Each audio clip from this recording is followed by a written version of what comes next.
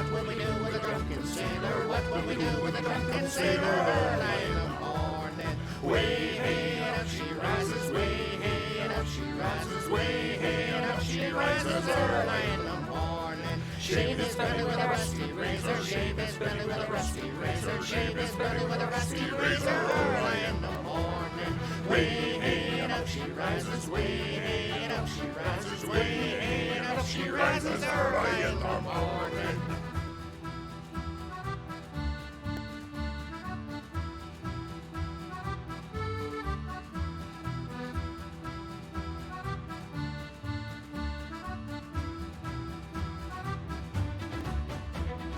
Put him in a longboat till he's sober. Put him in a longboat till he's sober. Put him in a longboat till he's sober. Early in the morning, way hey and up she rises. Way hey and up she rises. Way hey and up she rises. Early in the morning, stick him in the scupper with a hose pipe on him. Stick him in the scupper with a hose pipe on him. Stick him in the scupper with a hose pipe on him. Early in the morning, way hey and up she rises. Way hey and up she rises. Way hey and up she rises. Early in the morning.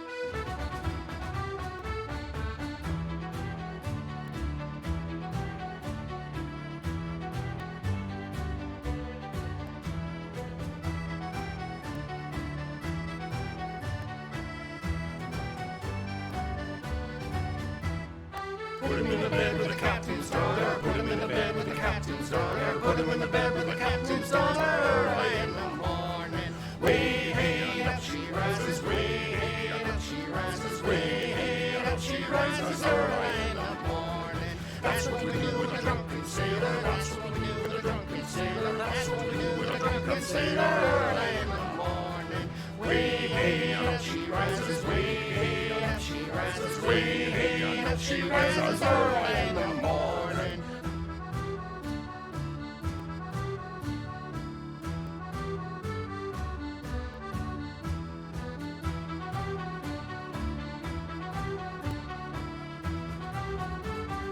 Early in the morning. Hello, everyone. Happy Hiya. Sunday. Help me. Well, you didn't do like an intro or anything? You just pulled us right in? I pulled us straight in. Straight in. See, you weren't expecting that. I was going to try and catch you off guard. Good thing we weren't talking mad shit then, wasn't it? Yeah. Like Yeah, we we have- usually are. I happened to squeeze the mad shit in right before you unmuted. Oh. Well, I guess it's a bit of a hallmark episode. Episode 40. I know. Fucking hell. It's like 200 plus hours of D&D. It's crazy. It is crazy. Oh. So, straight off the bat, Blackburn's been press ganged into giving Hazel inspiration. I've threatened him quite regularly. Yeah, spend those channel points. Threatened him to hand his phone over so she could give herself inspiration. That was well spent. Oh man. Well, yeah. So It's we're voice back changes to- on. Changes on. Is it? Oh, welcome. In fact, oh, yeah, there we go. Welcome to episode 30 of the Black Marque. I don't have a clue what happens out of it. Fuck. There we go. All right. Plenty. That's fucking. I've run out of like mixers, so I found some Manchester Drinks Co. spiced rum liqueur. So that's going to be the drink of choice tonight, I think. What's it mixed with? This one's mixed with ginger and pear. So it's all right. It's all right. Nothing too crazy. Something a bit different. From Hey, Manchester. sneeze. Yeah, it's from Manchester. It's probably like bog water mixed in with whatever they found off at local markets.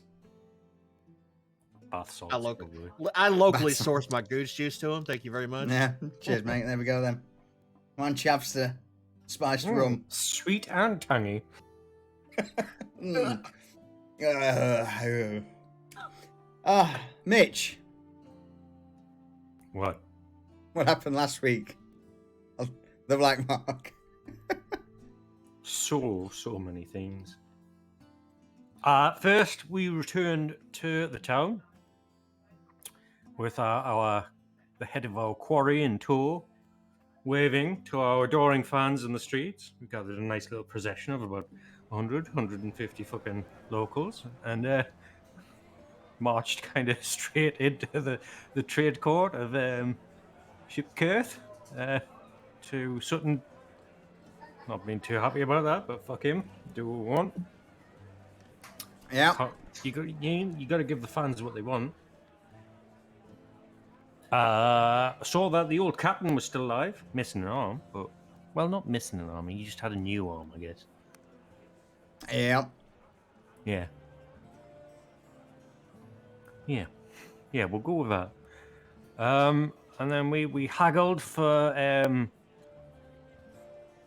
stuff and things for the ship, and for some armor and shit for everybody else. He tried to short us on it, but also had another job for us, so decided not to short us on it and send us on the task because that's what I like to do. And Gotta down earn we your, went. earn your salt somewhere. I mean, yeah, yeah. And then we went back to the ship, rested up. Hazel stole butter and rubbed herself in it. Nobody knows why. The things that go through a halfling's mind boggle. Rubbed herself in it, or rubbed it on herself. I mean, we don't know. Like, she's a halfling. Like, she just stack them on the floor and just fucking just roll all over it. Yeah. That could have been Like what some sort of, happened. like some sort of buttered carpet. Like a slip and slide around the ship. She tried all different types of methods to make it effective. No, you gotta be efficient about it. Yeah. Don't spend all day buttering yourself up. Got to get those nooks and crannies. And then we headed into the fucking sewers. First up, it was a nasty shambler that tried to fucking swallow Mitch whole. That wasn't fun. Oh, I forgot you got engulfed. Yeah, I did. Covered in gore. But it's alright, because Fang cleaned me up. And then we set off again. Only to bump into a fucking... a sewer shit-eating tentacle monster with mouths / arses everywhere. Because that's what happened the last time we were in this house. So of course Yeah. it would happen again. Bit of a throwback. Yeah, Was that a random combat encounter? Yes. was, yeah. Yes. So yeah, and then we found our way. Well, we followed the tracks of Shamble and Drowned and whatnot to a hidden wall that the bugger caved in, only to find it was filled with an odd fellow. I think he was human, right? He was human. Very gaunt, very pale. But Yeah. nevertheless, malnourished human. Yeah, and he was weird, but he wasn't I don't think he was a nasty person. So we only got punched in the head and knocked clean out by Mitch. And then hogtied by Hazel. Yeah. And then we found that I think the last of the hags Yeah. trying to plot and scheme blowing up the rest of the city. Yeah, the rest of the city. With what are they called? Are they corpse mounds? Corpse abominations? Yeah, sort of like an amalgamation of corpses and blood golems. Yeah. Corpse golems. Yeah. Filled with explosives, and that she was going to use them to blow up most of the city by the sounds of it before escaping. And we ruined our plans by caving our head in, blowing up our monsters, and then we blew the entire room up with her special gunpowder, which we took a sample from. Yep. Because It seems to have been gunpowder mixed with some element or some compound from the Fey realms, which was all you could surmise at the time. And we decided it was too dangerous to keep around, so we blew it up. As well as was it a portal or There was like a scrying thing? Yes, there was a small sort of radiant scrying pool that had ties to the bitch queen Umbra. Yeah, and like that quote says, after that, nobody blows up Luskan except for us. So we did. Because we couldn't dispel the portal, so we blew it to Kingdom Come and took half the city. That's the hat trick for the Black Marque in Luskan. Yes. So that's pretty much now 3 times Luskan has been reduced to rubble, or parts of Luskan at least, reduced to rubble by the Black Marque. Well done. Well done. It's a gift. Yeah. So with that, you all had made your way out of the sewers with prisoner in tow, bound and tied. And you now find yourself in the alley, which would be Rat Alley, to the south of Luskan. Around you now, bits of debris, rocks, bricks, planks of wood begin to rain down, and casting a glance to your left and right, it seems that the vast majority of the slums and the warehouses off to your northeast are now naught but ruin and fire.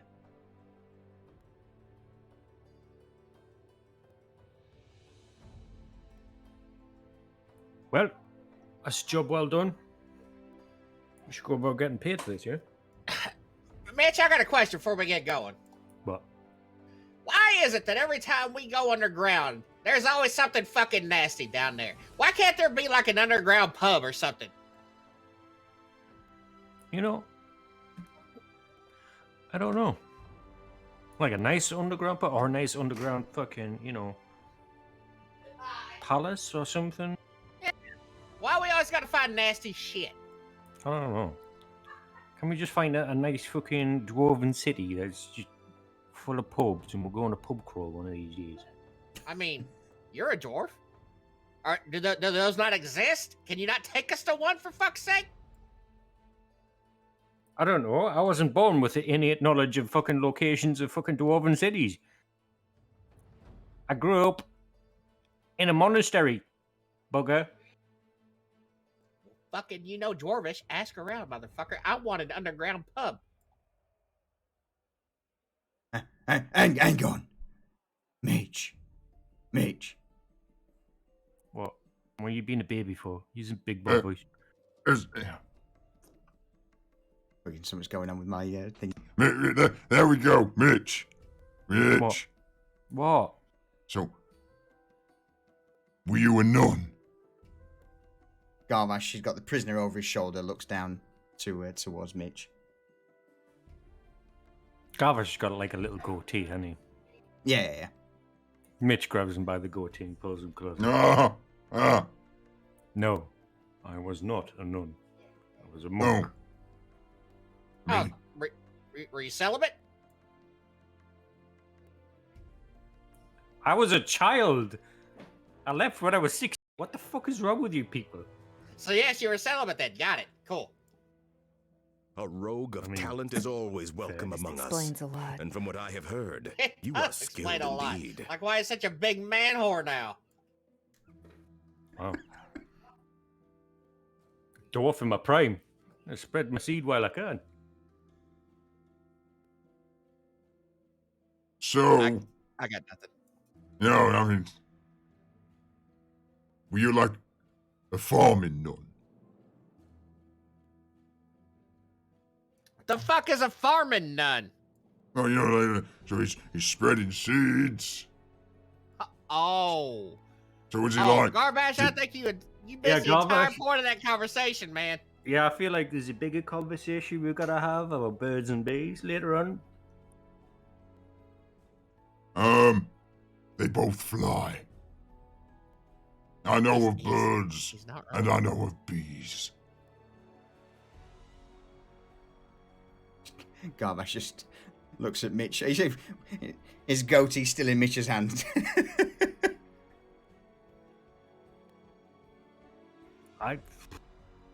Okay, Garbash, I'll let go. Just push his face away. Yeah. So,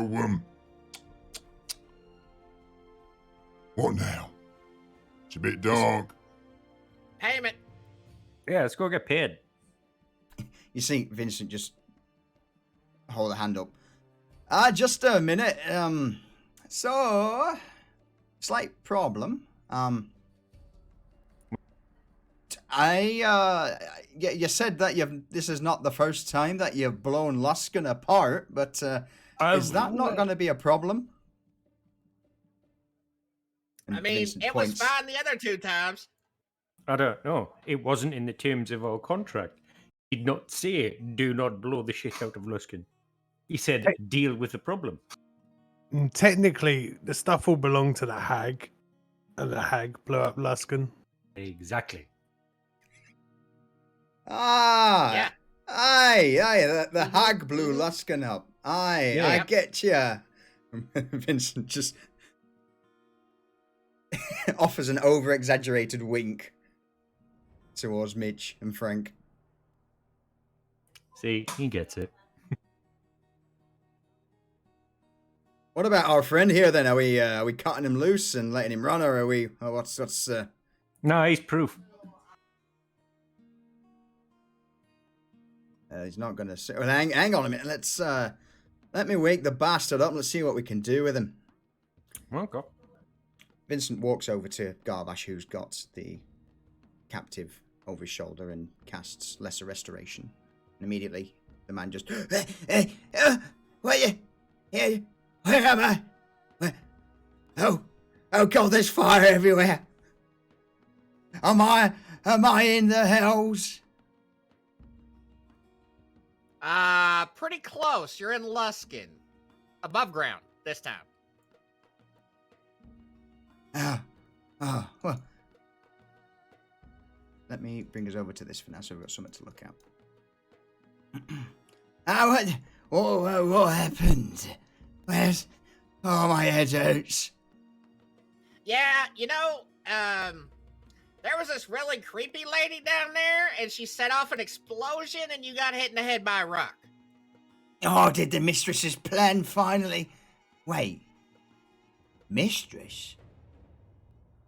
Who? What? The man seems somewhat confused. Charmed. What? I look at Bugger. Charmed. Oh, fuck. Yeah. You know what? That makes complete sense. Of course it does. Why else would you look like shit? So there's a mistress and exploded. What happened? Explodigitation, I think, is the word you're looking for, sir. Yeah, what, oh God, my head. What he said. You were charmed by a hag. She tried to blow you up, as well as the rest of the fucking city. Roll me a Ring any persuasion bells?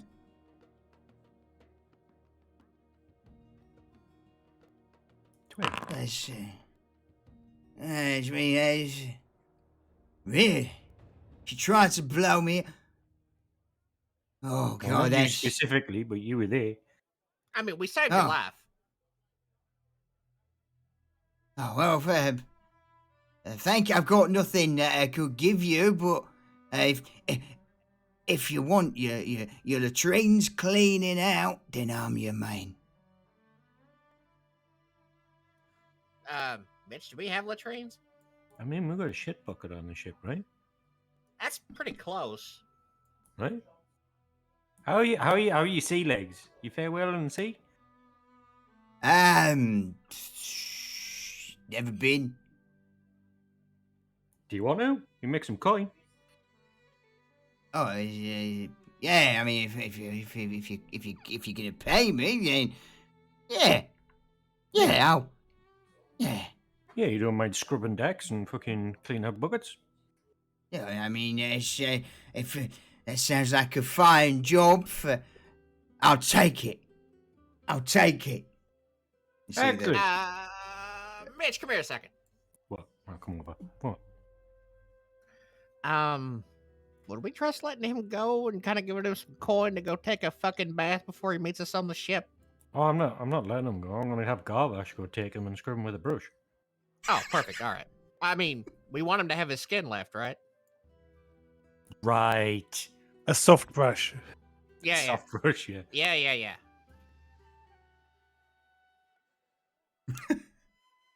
Yeah, we'll do that. Yeah. And some coin for some clothes because his clothes stink as well. That should cover it, right? Yeah. Garvash! Yeah. What? Mitch has got an very important job for you. Oh. You see Garvash immediately straighten up, which jolts the man slung over his shoulder, hogtied up in the air by 6 inches before crashing down back onto the orc's shoulder. Oh! What? What is it? All right. Go ahead, Mitch. We need you to go get the first untie the man. But no, do you guys not? I spent a lot of time. Look how beautiful those knots are. They're smeared in butter. Yeah, look, and Mitch just slides the guy's arm out. He's like, fucking useless. I spent a lot of time on those. Next time, don't lube them up. Kind of defeats the point of being hogtied, doesn't it?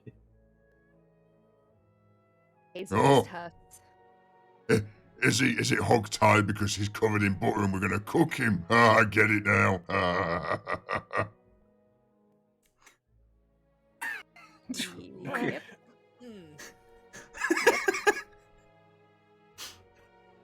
Hazel kind of looks away. Slightly embarrassed. We're not eating the man, Garvash. We're not eating the Oh, man. good. No. Got no meat What? on him anyway. Yeah. What? Yeah, that's fine. Can you go take him to a bathhouse and give him a scrub? No. With a soft wait. brush. And buy him some new clothes. I can do that. I can. Yeah. Yeah? Yeah. Remember, I he will- needs his skin attached to his body when you're scrubbing him, right? Yeah. So he will be as clean as a clean thing. Exactly. You have such a way with words, Garvash. I know. It's 'cause I've been educated with all yous.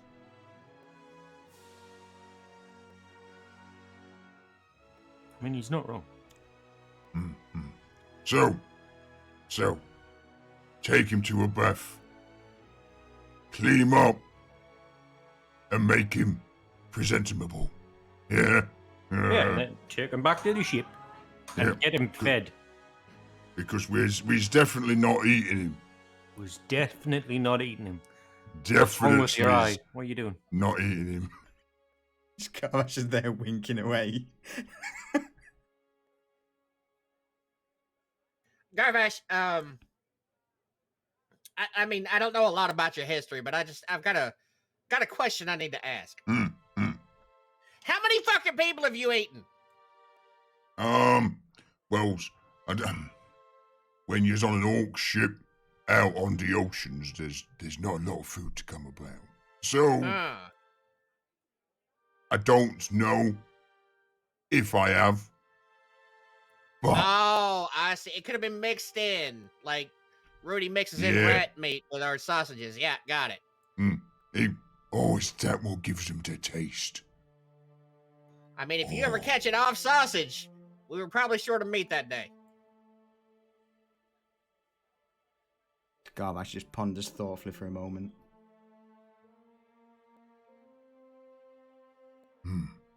So, catch more rats, take man to bath, scrub clean, take ship, get clothes. What? There you go. Yeah. Yeah. Make him presentable for the ship. And then fatten him up. I mean, get him fed. Yeah, will do. And with that, Garvash hoists the man back up onto his shoulder and begins to strut off into the darkness towards the docks. You know, Mitch, I didn't say anything about him catching rats. I wonder if he's gonna come back with like 3 sacks of rats or something. Probably.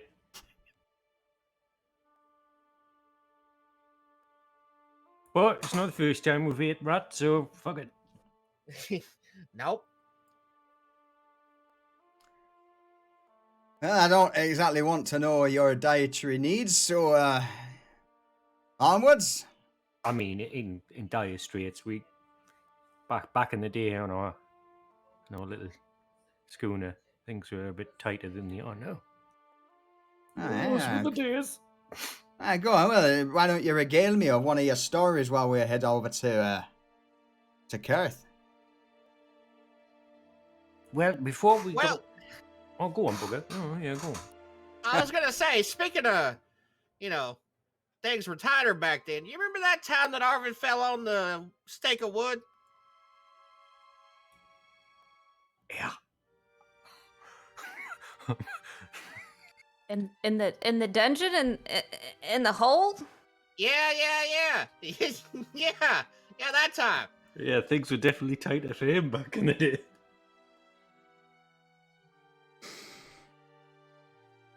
If you don't mind, Bring what, that up. I'm slightly intrigued as to, go on, you've got my attention. Oh, it's a better story for Marvin, Vincent. Honestly, ask him about the traps in the dungeon before the monkey was killed, and yeah, have fun with that. Monkey? Let's not I mean, what's... no, let's not bring the monkey into this. Roll me a deception check, Hazel.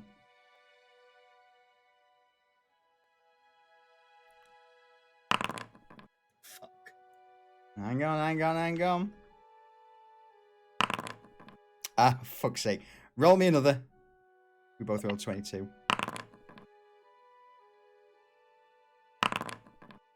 No, Kai, by all means, tell me about this monkey thing that, that seems to have got Hazel over there just a wee bit flustered. She killed a monkey. Arvid just got a pet monkey. Well, pet monkey is a strong word.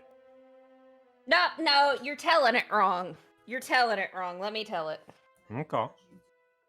Hazel pulls out one of her daggers, and she's gonna give him a visualization. I was coming up on Arvid. He's got this wild feral creature at the top. I don't even know what it was. It's just got a bunch of legs, got a bunch of arms, and it just came flying at me. And she's like flailing her arms, like just trying to show him what was going on. And then I took this dagger you see right here, and then it was like, ah! And it was coming at me like straight at my face. It had these little teeth, and it's going like this. And I It's going like what? sliced at it like this with my dagger.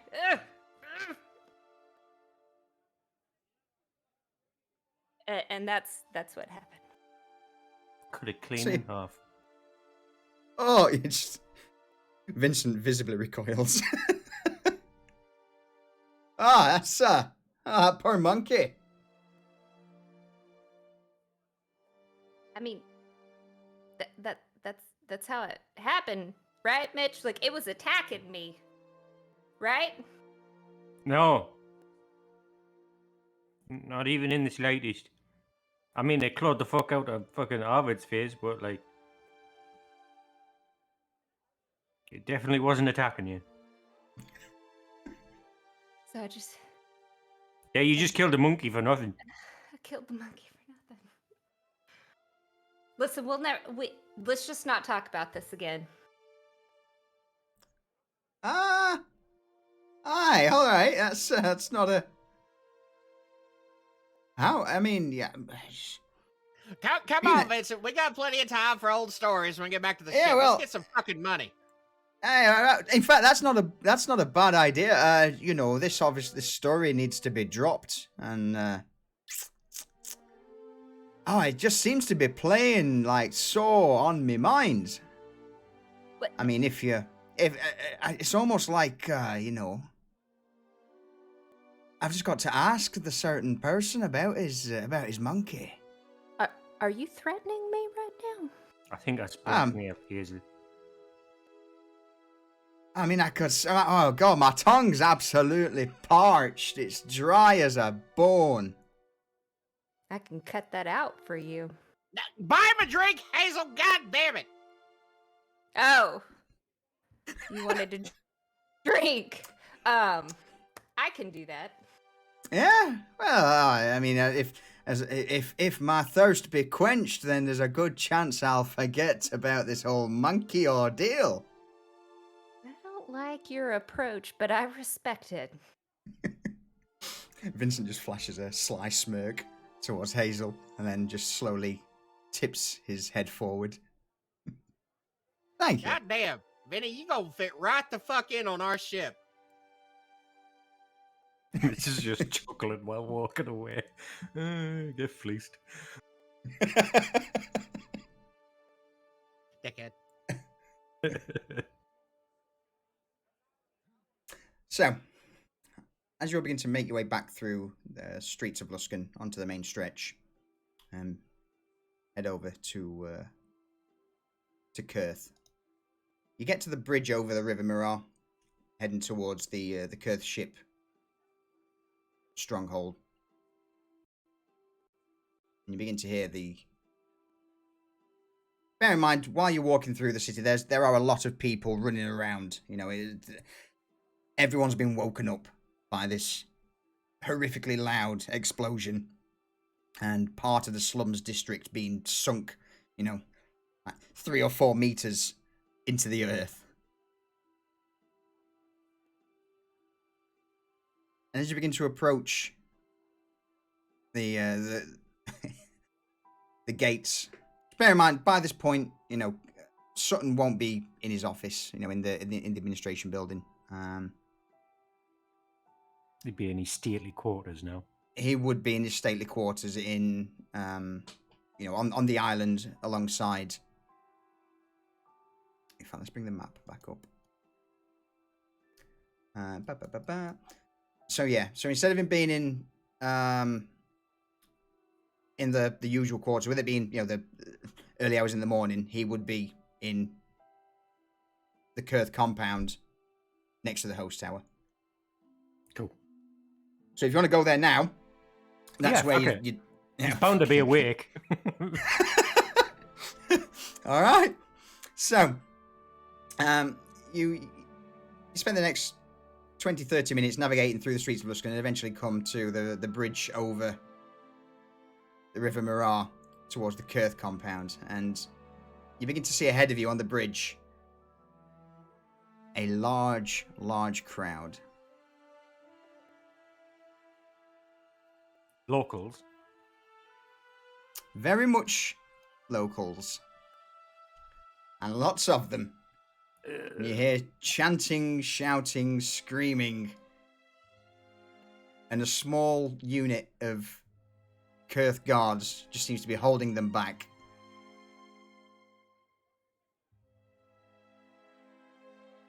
Did our fan base grow? I don't think so, Hazel. I believe these people are not quite as elated as when we came through the other day. Have you ever heard the term angry mob? Yeah. But we didn't do anything wrong. Mitch, you're the diplomat here. Why don't you I got your back. I mean, I'm not worried if they turn on us. It'd be like fucking scything wheat. I mean, I can clear the bridge with a fireball. No. should we need to. No. Mm. Let it turn. Yeah, Frank, boost the old vocal cords. Okay. Just make a path and get through. Here somewhere. There we go. I Yeah, can't so- say. Mitch gets right up behind the crowd. Spencer will follow you up. And in a booming voice, he goes, "Everybody move!" By this point, the mob's just screaming. You know, they're starting to pick a few loose cobbles up from the bridge and just launch it over towards the Kurth guards. And then, as Mitch's voice just rumbles across them, silence descends over the bridge, including the guards at the far end. And one of the females in the crowd turns around and looks. Oh, it's you're the ones that killed the creature. You're the heroes, Galaskan. Something terrible. They've blown the slums up, the bastards. We know, we're here to help. Return, help put out the fires. We will deal with this. And just from the back, you hear a familiar voice just boom out, and the head of Kurth Captain. Oh, welcome back. It's do you know what happened down at the slums? Was that you by any chance with that little task? Definitely wasn't us. No. Roll me a persuasion check with telling them to disperse. Sweet. 16. 16. Could have been worse. Ah, yeah, sure about that. It's look, come on, back to your fucking homes and just clear the bridge. This is Kurth grounds. A few people begin to step back and move away. But the chanting continues.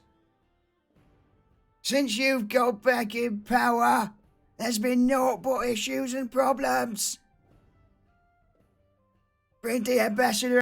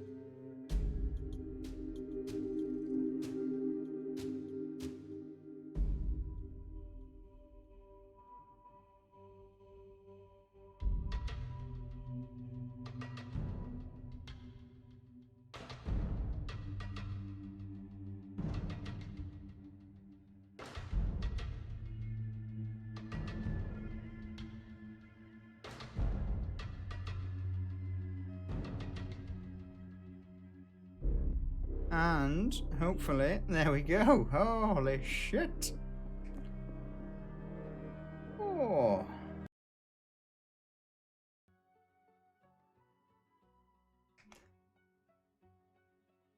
And last but not least.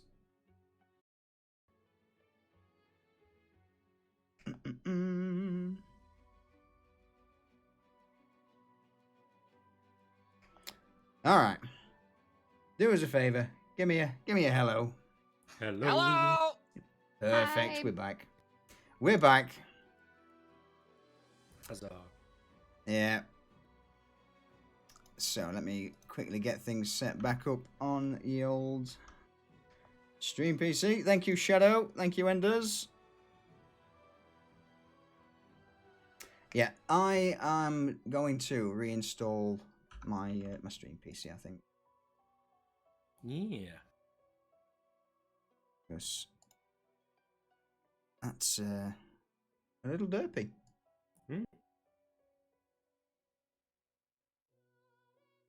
All right, let's give me a second for Founder to kick back in.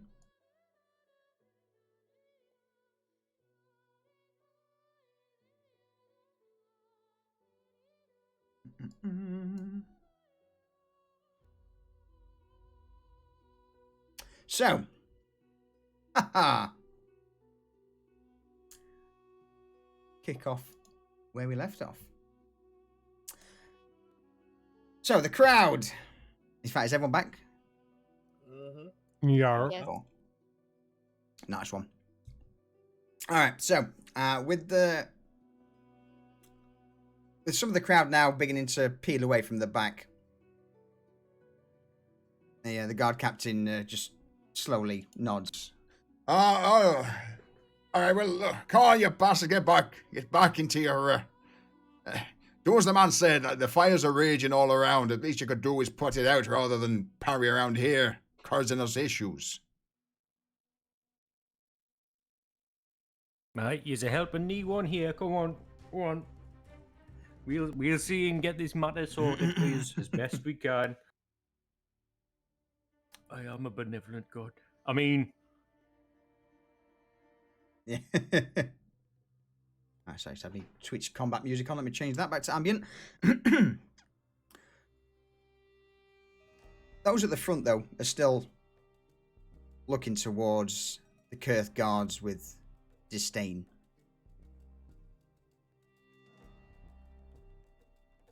Right.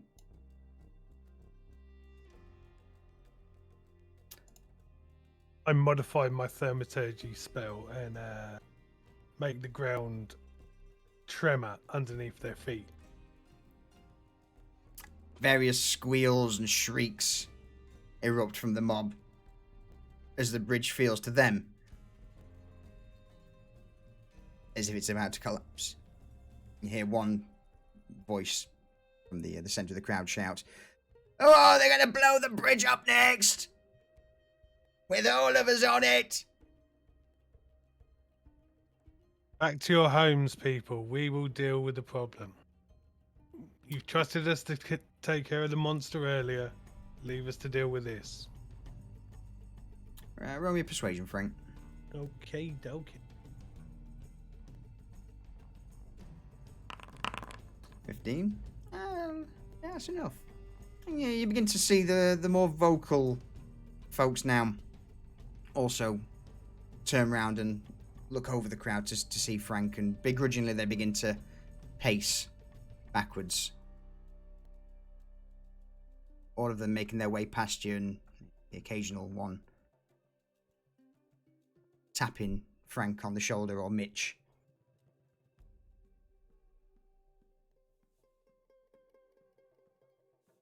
Well, that's, don't expect that every day, a fucking riot to start, pouring down the bridge.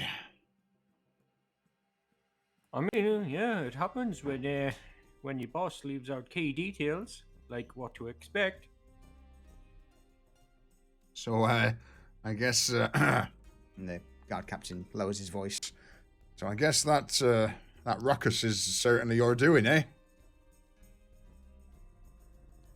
I mean, not directly, but It was a result of cleaning up the mess that needed cleaning up. Yes. Believe you me, it could have been a whole lot worse. I believe you. I believe you. All right, so I guess, I mean, granted, it's, what, like, nearly 4 or 5 in the morning, but I guess you've got thought he'd certain be matters. awake. Well, the entire fucking estate's awake now after that, so aye. I can escort you to his chambers if you want. Any chance of a stiff drink before we go there? Don't you worry. Yeah, lads. Guard captain turns to the guards on duty. Come on. Hand them over. Each and every one of you dig deep into your pockets, pass your flasks. Looks like they need it. Oh, delightful. Yeah, the guards all. One of them steps forward and takes all of the various hip flasks and bottles from the guards, and then proceeds to head towards the group and offers them to Mitch. Booger reaches over and grabs a flask from Mitch and upends it into his mouth. Then he grimaces as he swallows. God damn, fellas, y'all got to ask for a pay raise. This is some fucking bottom barrel shit. Mitch Hazel does the said- same. What the fuck? Hazel puts a finger in the air and goes, I'll take one because my tongue is dry, and then winks at Vincent.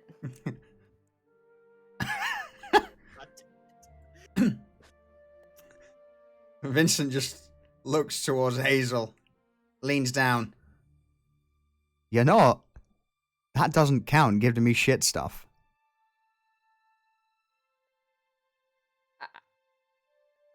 I mean, I was just using what you said because I thought it sounded cool. But okay. Oh no! By all means, you sound absolutely as cool as a cucumber, lass. You know what? Why don't you give this wee lass here my share of the liquor as well? It's all yours, love. It's all yours. Wait, does that mean that you're gonna talk to Arvid now? No. You can buy me a decent drink when we get back into town, or when you're aboard the ship. Oh, I see how it is. But You're look, just judging straight.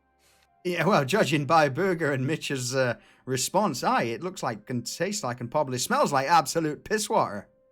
I mean, it'll get you drunk, but it ain't the most pleasurable experience. And in that case, I look forward to having a bottle of the captain's rum when I get back on board the Harlot's Revenge. Ain't that right, Hazel?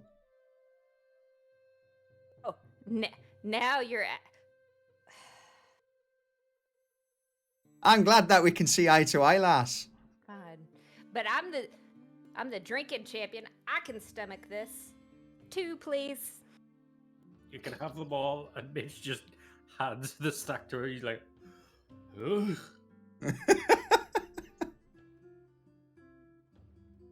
Well, if that's you lot done, then come on this way. I will take you to Sutton. I will. Hazel, don't forget to hand them back. Oh, I don't get to keep the No. You drink the Get what contents, you hand want. them back. Yep, and hand it back. But I can fill them up and use them later. Yeah, but they're not yours. Fine. I don't get to keep anything. Here. And she just chunks them at him. God's that kettle helmet's just hit by this flash. Oh, thank you. You're welcome. Sorry, fellas, she ain't got no goddamn manners. Aye, it's all right. I've met a few like her. So come, let's go and see Sutton. I'm sure that you've got some interesting details to share with him. All right. I bet. You led through the small compound and eventually, rapping on the door of Sutton's estate, one of the Kurth servants opens and guides you all inside. You're led through the lower part of the house to eventually heading into Sutton's study. But this time it's his private study rather than it being the Kurth office in Midtown. As you step into the room, apart from a few lanterns lit, you see Sutton with his hands clasped together, his chin resting on his hands, and he's just glaring daggers as you all begin to step through the door into the study room. Oh, what's the matter, Sutton? You don't look happy. No, I bloody well don't. And why, oh why, would that be? No. You think And- we've come here and done you a disservice? Sutton, When in reality, a disservice! A disservice! And he steps up out of his chair, almost knocking the chair back, heads over to the curtains behind him, flings open the curtains, and you can just see in the distance the red glow of the docks district. I don't like your tone. Sit your fucking ass down and listen to Sutton. what we have to say. Sutton sighs deeply and just drops into his chair. Oh, all right. Yeah, just go on. Lay it on me. Nothing can surprise me these days. So, before we went, what did you know about what was down there? And don't lie to me. Roll me an intimidation check. I am going to use my inspiration for this Good man. and roll an 8. Jesus fucking Christ. Yeah, puppies Well, in the milk. There was nothing that I thought, I didn't know what was down there exactly. At Well, this point, hold Hazel. on. Oh, Wait, go. I was just gonna say, at this point, Hazel climbs up onto the desk and sits like to the side and just stares at him and takes her dagger and is just like carving stuff into his desk while like eyeballing him. Booger Go ahead, Booger. has pecan pie in his hands and like sets it down on Sutton's desk and leans over. Now, Sutton, I understand that you think you're a scheming fella and you might have been playing us. I saw that smirk on your face as we were walking out the office. I have a feeling you might have neglected to give us all the information about this job that you sent us on. Now, that being said, my buddy Mitch here wants to know what you know. And I want you to give it to him. And I just very quickly say, as a DM, I'm so proud of you for remembering that. I forgot everything else, but I remember that.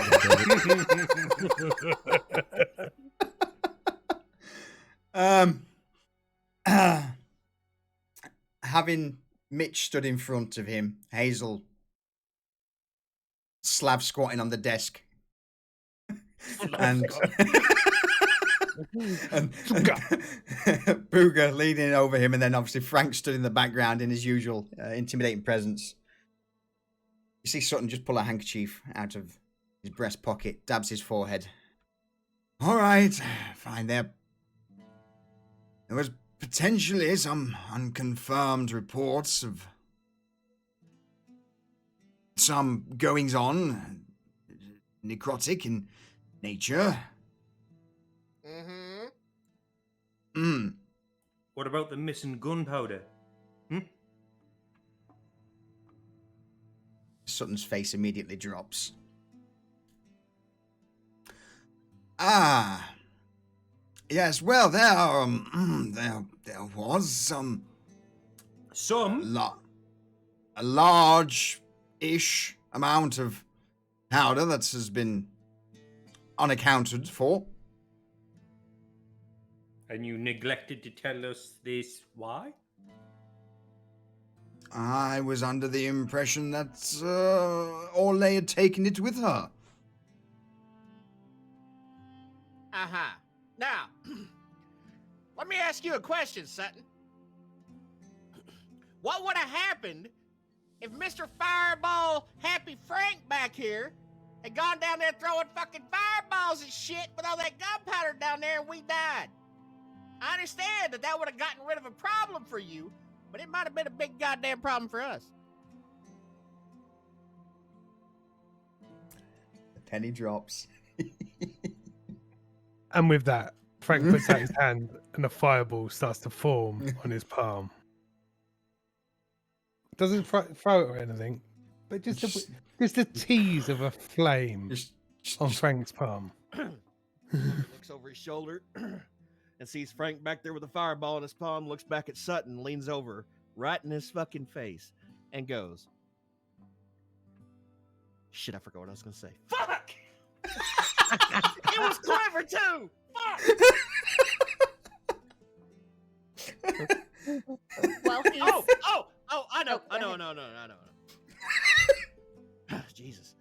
Thought you was gonna kill two birds with one stone, didn't you, Sutton?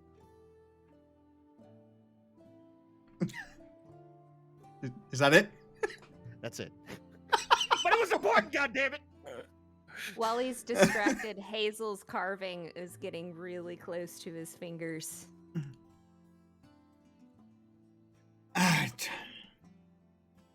All right, fine. I admit, the coffers are rather dry. And if there had been an accident down there, then yes, perhaps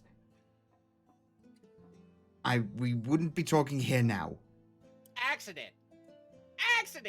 Really? How about I accidentally put this fucking pecan pie inside your head? Roll intimidation, Booger. I'm gonna use mine. Yeah. Where is it? Intimidation.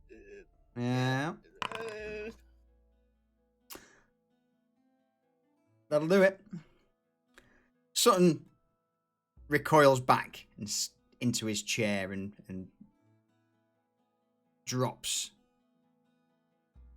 as Booger hefts pecan pie. All right, fine. Look. I will make sure you will get your payment. You will get your rewards. I don't know, Mitch. I kind of feel like we're beyond payment and reward at this point. This motherfucker tried to kill us. Yeah, well, he is the only person in a position to get us what we want, though, isn't he?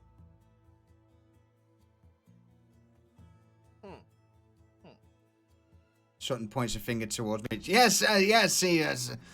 Again,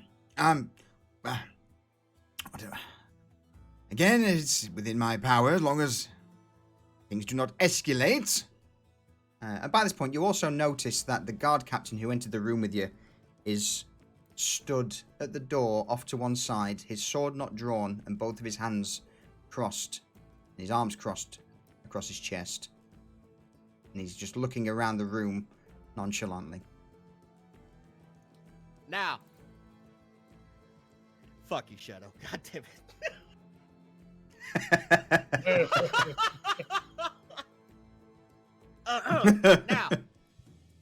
Now, Sutton, Mitch does have a fair point. However, you know who we are, and you know what we've done. I believe the niceties are kind of over. I understand that we had a moment when you and I were tied up together, but the gloves are coming off. So you better treat us right. You better do us right. And I don't want to hear none of this. Oh well, I don't have that information shit anymore.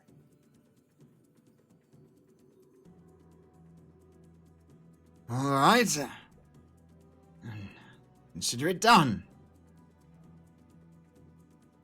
I'm gonna keep an eye on you, you little motherfucker. Now, do you want to hear what was going on down there, or are you just going to shit yourself till Bugger finally stoves your head in? And Sutton straightens his collar and sits up straight in his chair, and then looks to Mitch before wiping the sweat from his forehead once again. Please, go on. Now, if we hadn't have done what we'd done, you'd have been in a lot worse situation because you'd all be fucking dead. That explosion wasn't meant for just there. That explosion was meant for you and the tower and anything else that was fucking valuable in the city. Not some shitty slums in the middle of fucking the arse end of the town. You. Is that so? Well, good job for them getting past the guards. It would have failed, I'm sure. But nevertheless, Yes. Because your guards did so well at handling fucking endless drowners last time. Sutton coughs, remembering all too well the massacre at the Kurth officers months prior. You have a point. So, I guess, what, you detonated the barrels to get rid of the beast? Something like that. We detonated the barrels to close a portal to fuck knows where. Probably some fair realm full of demons and fucking monsters and whatnot.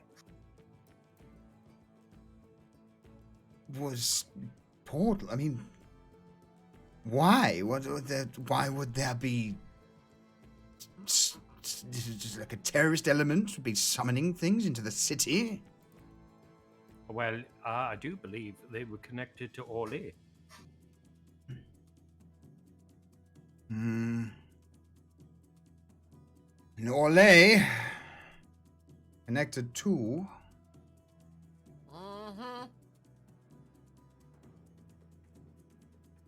Sutton grows quiet and begins to slowly nod.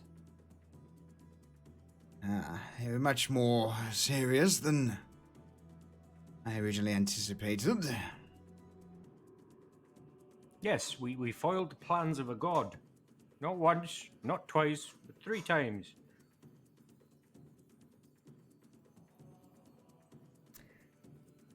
Well, Laskin still stands for the moment, at least until the fires burn whatever's left of the slums, if the peasantry can't get it under wraps. But now, at least you have my... Thank you. You're welcome. Yep, and shove it up your ass too. That too. Now, recompense for a job well done, and a little bit extra for trying to get us killed. Yeah? I am in no position to say otherwise, so... No. Go no, on. you're not. State your demands. Everything that we already agreed on, and a big, shiny, steel, bladed ramming prow from a ship. I'll send you the dimensions, you'll have it forged and delivered. How's that sound? Nod. I don't see you nodding. Yes. Bugger, help him to nod. Booger grabs pecan pie and begins scratching his nuts with it. Just remember something. You see where this hammer's resting? It's gonna be All right, fine. and ready Fine. inside of you. Okay, yeah, that's what Yes. I thought. Yes. Gods. Fine, I accept. Excellent. God, it's gonna have to get that imported from Neverwinter or fucking Waterdeep for that much steel. Fine. The armor's... I'd go with Neverwinter. Waterdeep's a fucking shithole.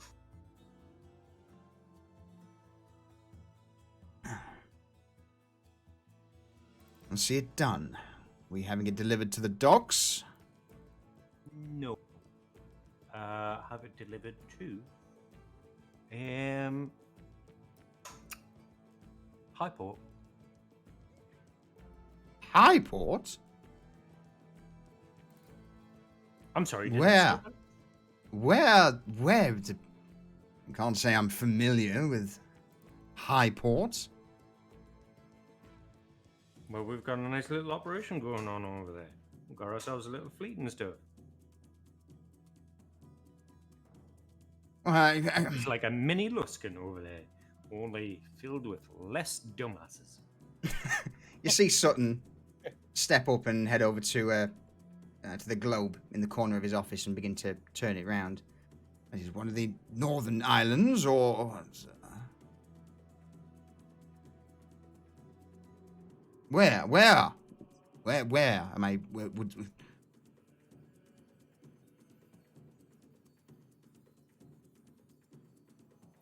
Mitch, you wanna draw him a map or something? Point out on the globe? I mean, there. I put a dirty fingerprint where it is. There. Someone forgot the area. Oh, it's in the Corin area, yeah. Corin Peninsula, Moonshae. yes. Yes, Moonshae Isles. Mm. What, there's a port there? I didn't think there was anything but raiders, and that's a month's sail easy. Fine, yeah, all right, yes. He begins to nod slowly while glancing over to Booger and the recently warmed up pecan pie. Mm-hmm. Excellent. Now, do you need anything from us before we leave?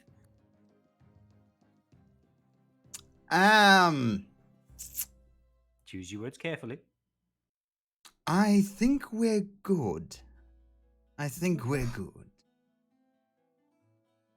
Now, So anything that could benefit us? There's... Apart from the creature stalking our outer waters... I mean, what kind of creature? And the one I mentioned I want before. Can we get a description? What does it look like? Bear with me. Sutton wanders over to his desk and, pulling the drawer open, takes out a few scrolls of parchment and begins to rummage through them. So the details are scant. It seems to be a large beast. Some have described it to be a kraken, but we've scryed, and the host tower themselves say that there's not a kraken in the waters, but something similar, a little bit of an offshoot. They call it a deep dweller. It's a horrific creature. Very similar in appearance to a kraken, many tentacles, but not as nimble. Or as, to put this, arcanely linked. The krakens are known to be smart, intelligent creatures, where these deep dwellers are more bestial.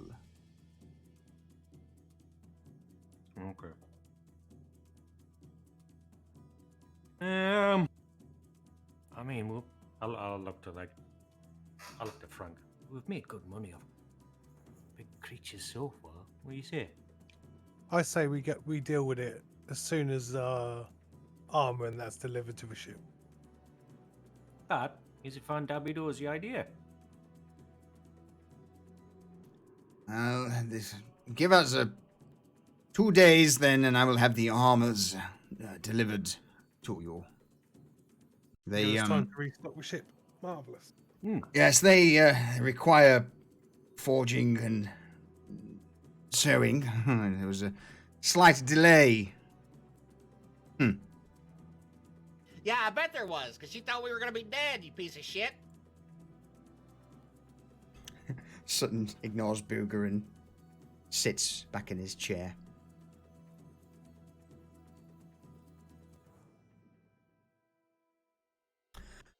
So, with that, we'll have the items delivered as soon as possible. This prow, get the details to me when you can. And I mean this in the nicest ways, but it's been an absolute pleasure dealing and doing business with you, but I sincerely hope this is the last time. Same, actually. And Yep. make sure everything we want is delivered, or you will be seeing us again. You know what I'm saying? Yeah, and Sutton, if I gotta come back, I'm not coming back with a rope this time. I'm coming back with a chain.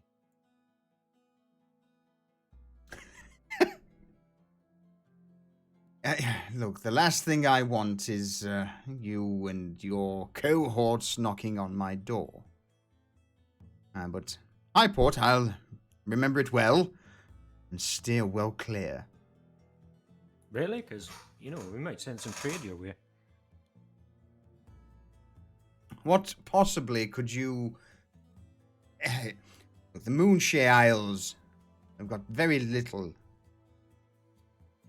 What could you offer? Did you hear the word fleet?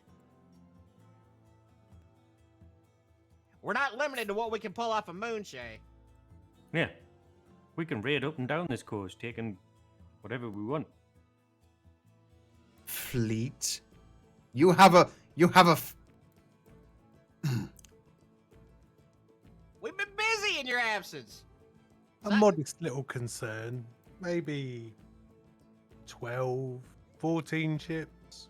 Yeah, 2 frigates, second mate ship of the line, a dozen or so brigs at this point. Under the pale light of the lanterns, you see Sutton become even paler. You bastards took all of Orlay's vessels, didn't you? All that she sent against you. All of it. All of Luskan's ships. No. No, no. Our ship. Highport ships. Our ships.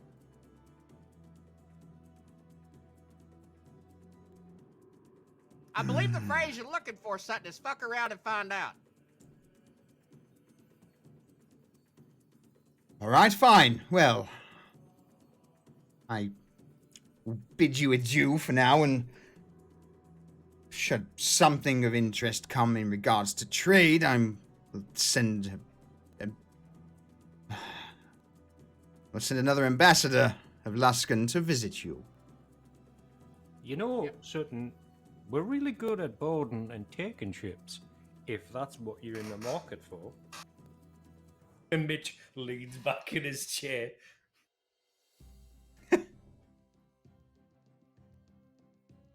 So you'll use the ships you've taken. All right. Well, fine. Supply and demand. It's been a long night. And we'll send a messenger and an ambassador over to Highport, along with this steel prow that you so desire, and see what we can do. I need to take stock of the city at the moment, considering the fucking warehouse district is naught but a smoking crater. The docks to the north have got warehouses there missing, and now the warehouses and slums to the south are ablaze. Forgive me. It's job creation, Sutton. Look at it like that. Put people to work. Urban Yes. renewal. Yes, because I can pull coins out of... It's been a pleasure, ladies and gentlemen. I am so pleased that you came. One I'll have last the item thing, sent. Sutton. Sutton turns to Frank, and his eyes just stare at Frank. Not defiantly, but just, in the sort of, oh God, what's next? if a gnome called Talinus comes to Luskin, he speaks with our voice, and I would expect you to offer him every politeness and courtesy. Sutton takes a quill from his desk and notes down the name Calanus on one of the various parchments spread across. Understood. I'll make sure that he's well looked after. Yeah, he'll be our broker from now on, dealing with, dropping off you product and retrieving gold.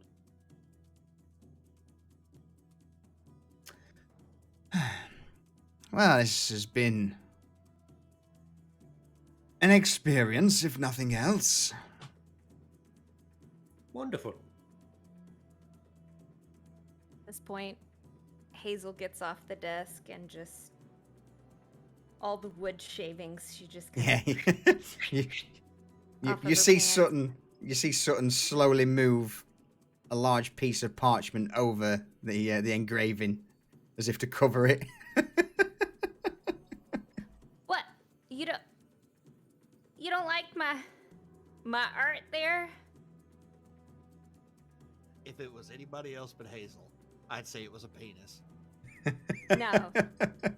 But not Hazel- Hazel.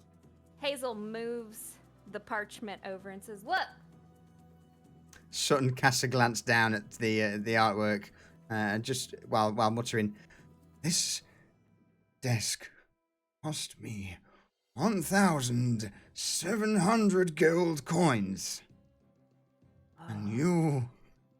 that's You. She just What added does some he character find? to it, son. What does he find engraved on the desk? is a picture of Hazel cutting his head off.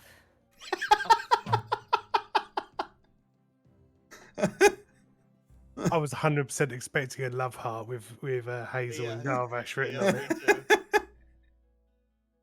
it. too. No, Go on, Hazel. like the butter has gone to her head. She's not there yet. But look, I mean, you lied to us again, and this is here to remind you. And she looks up, looks in his eyes, and says, "What I'm gonna do to you." Roll me an intimidation check. And I'm gonna do it with advantage since I have my Yeah. dagger.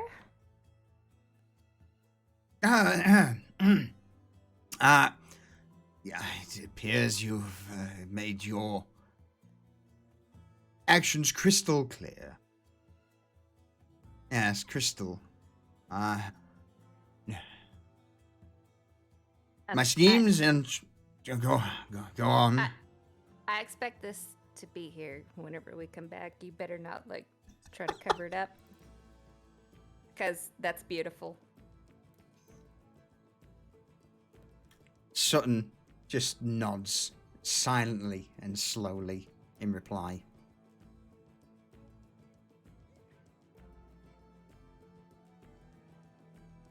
All right, guys, I'm done.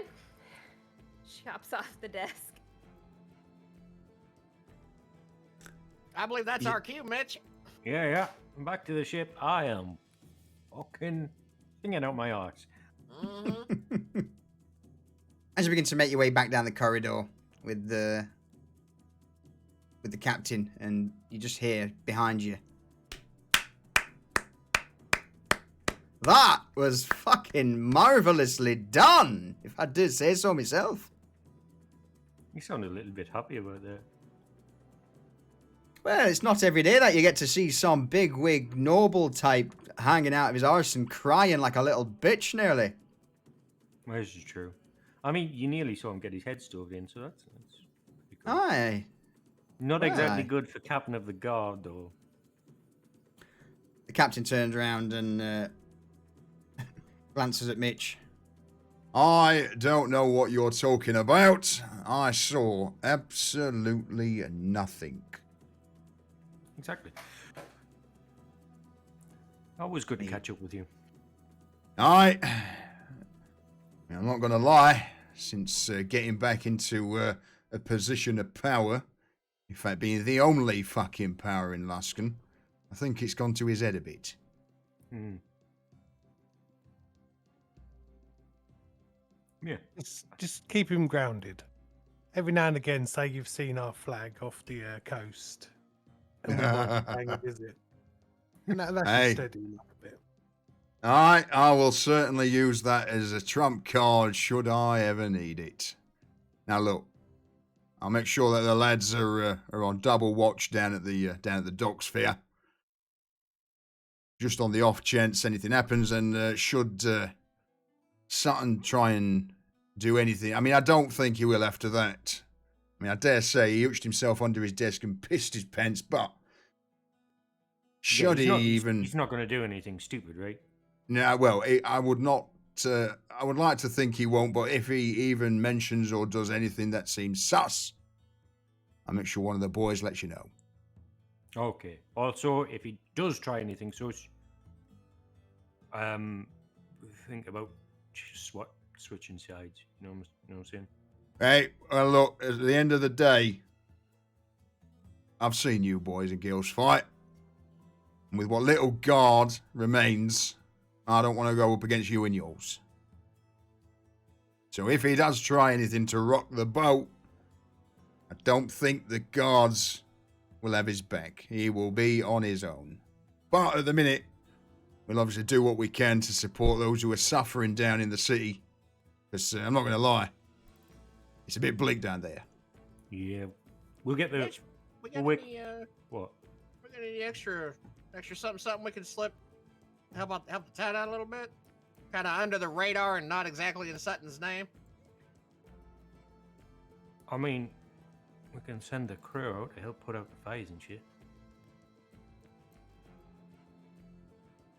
Are you thinking gold? You wanna help? I was thinking gold. I mean, we got shit to do. I mean, but we're stuck in port for 2 days, so. That is true. And if they don't have something to do, the crew will just get pissed. And make a mess. That's also a fair point. All right, we'll go with your way. I like it. Cool.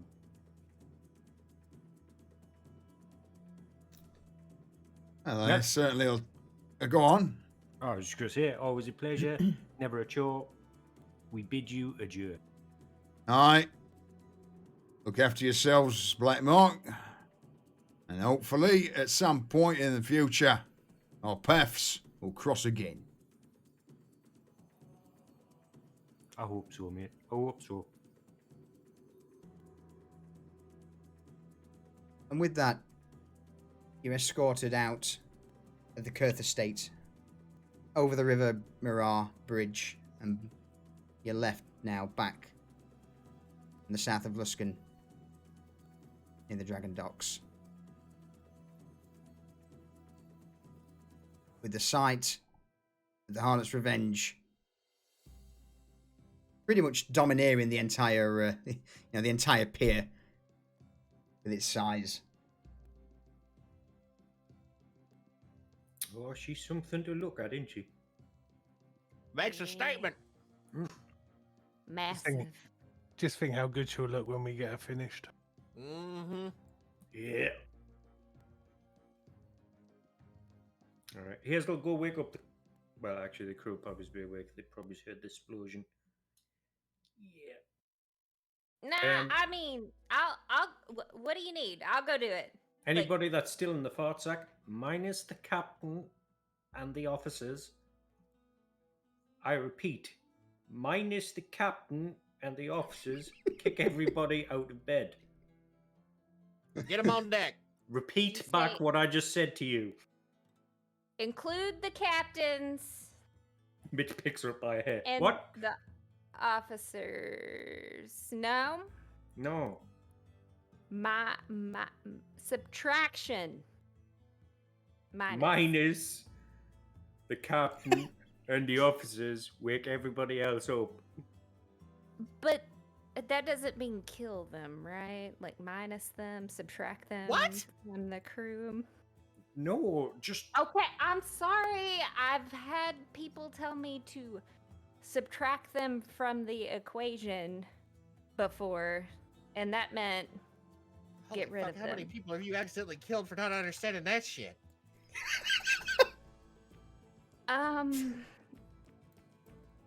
Let's not talk about numbers, but so don't kill. anybody. Anybody!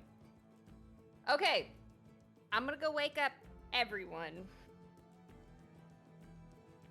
Fairly gently. Minus. Minus. Not killing. Minus. No stabbing, no hitting, no kicking. Okay, I'm good. She takes off with whips in hand. Whips. Oh, the same as hitting.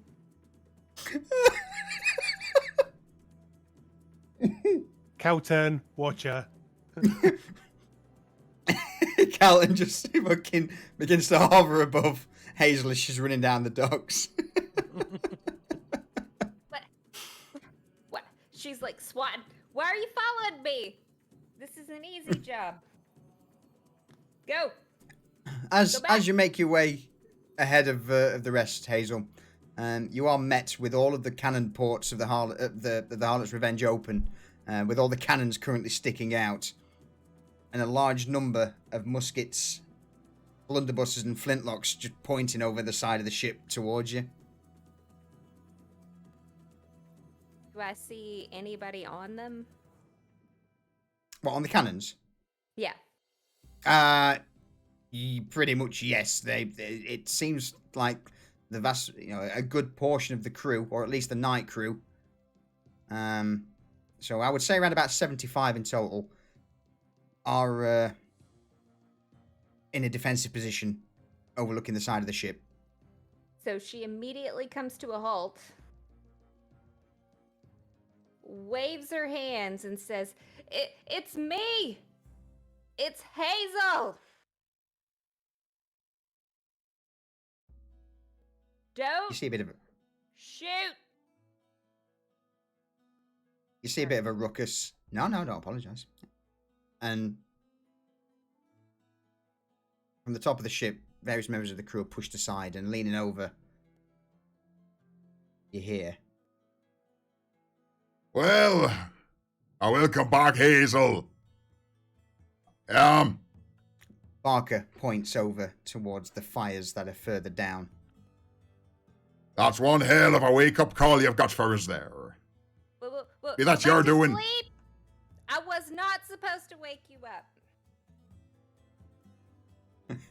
You see some of the crew members turn and begin to mumble. And then the mumble begins to get louder until one of the... Hazel, you hear one of the crew members shout, "Shall we shoot her, Captain? Shall we shoot her?" Followed by another one, "No, you don't shoot her. Captain will be pissed." What? Quit your yapping. Put your fucking guns down. Hey, why are you telling me to go to bed, Hazel? I was told not to wake you up. And you're up, so you need to go get in bed. Right. You're not moving. No, They're no, coming. No, they're coming. no, I'm not moving. I'm Hazel I'm can up. see us walking down the pier towards the ship at this point. Oh, she starts just freaking out, and she starts climbing up on the ship. Get in bed now, and she's pushing the captain. Barker's just been, he's not got much, he doesn't seem to be retaliating, and he slowly stumbles in the direction of his cabin with Hazel. Why? What's the? Come on, you gotta tell me more than that. Come on, Wait, what have you done? What have you done? No.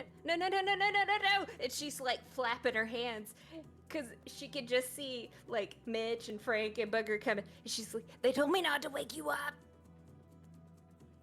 But you didn't wake me. I was already woken up when the damn fucking docks exploded. No, but they won't understand. They'll think that I woke you up. Just go get in bed and act like they woke you up. So this conversation's still going on, by the way. But why would I do that? Why? I mean, they're on their way. I can just talk to them now. Will they believe you? Do I look like some fucking oracle who can tell the future? Hang on. Let me look into my crystal ball. And Can Barker you do pulls that out. in your room? No, I've got it. Don't you worry about it, lass. See Barker reaching into his coat and pulls out a half-empty bottle of rum, and he begins to swirl it. Oh, crystal ball.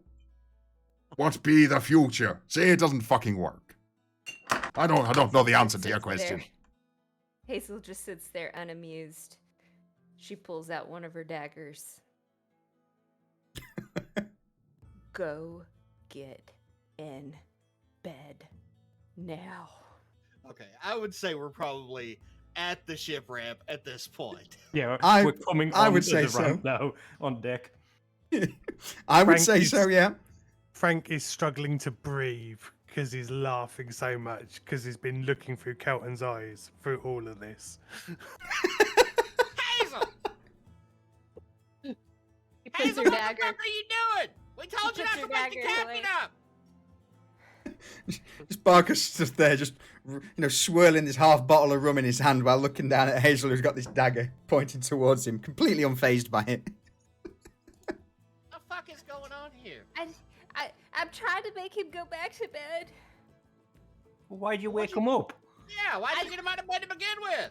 But I didn't. He was here, and I was trying to make him go back to bed. Captain, we told her not to Aye. wake you. Alright, well, you did a pretty poor job. That big explosion woke me up.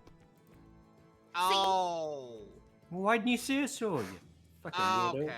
Put All your right, we dagger get away. it.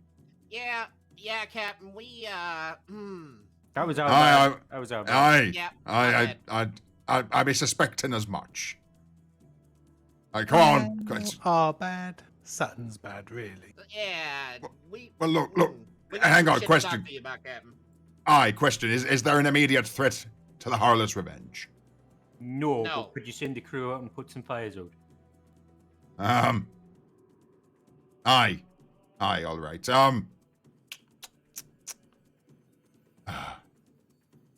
Garvash, rest of you, go wake the crew, get outside. Get some of these fires put out before it engulfs the entire dock. Oh, it's Don't want Goldberg's us back to- with the skeleton man, is he? Aye, he brought something along and just dumped him in the kitchen with Arvid and Rudy. Oh, cool. Something, I got 2 words out of him, something about butter and ropes and bucket, and then something about boiling. Also, did you say man? Yeah. Yeah. Oh. What? He, What? and he didn't bring a man back. What do you mean he didn't bring a man back? It looked like a frail lass that he brought back on ship. A woman. Well, I didn't exactly get much of a, why Garvash was already heading below deck with someone over his shoulder when we got on deck to look at the fires. So, it looked like a woman to me. There was certainly a dress involved. Oh. Oh, Uh, God. Was with Miss. another woman? God damn it, solution. Hazel Why do just you looks why do you appalled. do this to yourself? I'm just rolling what you give me. That's all I can do. Hazel storms off. It's just like Hazel. Oh, fuck.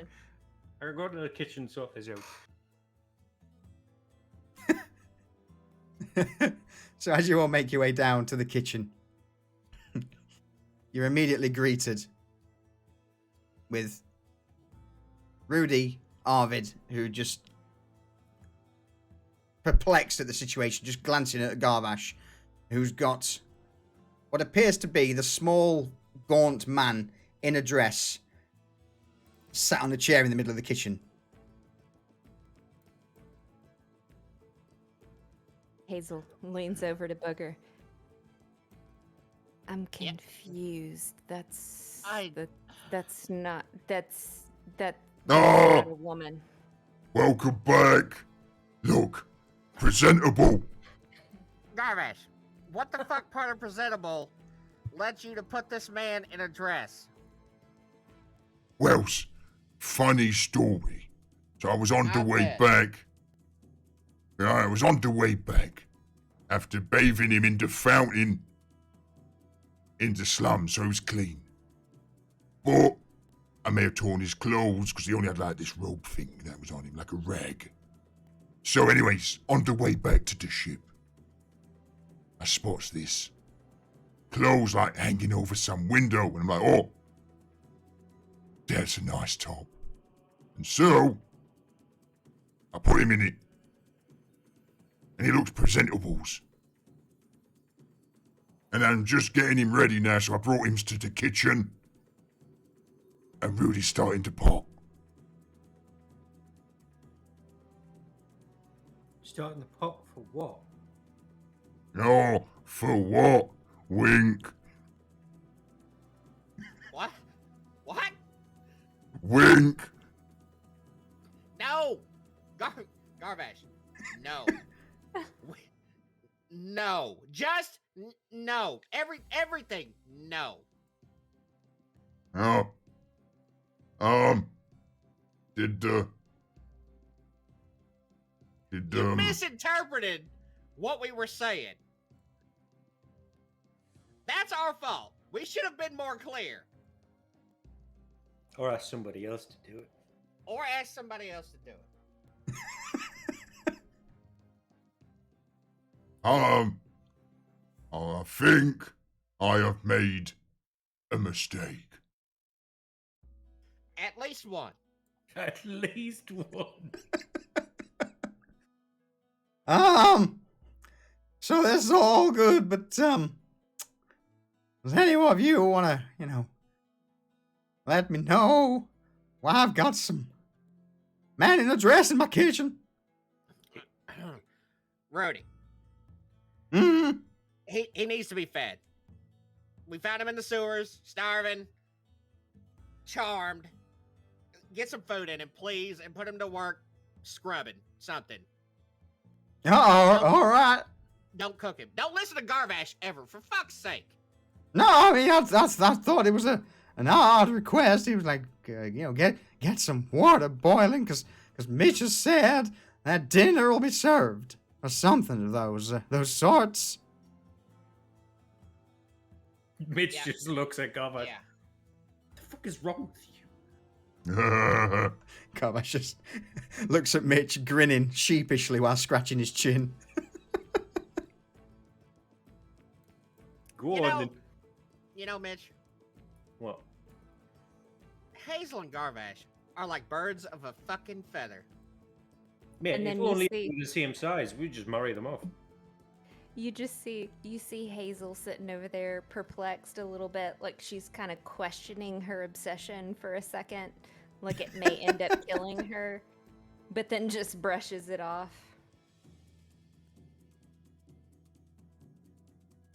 See, What's she's up, not even guys? fazed by it. See? She didn't give a fuck. This is normal to her. That's just how their brains work. They're just wired different.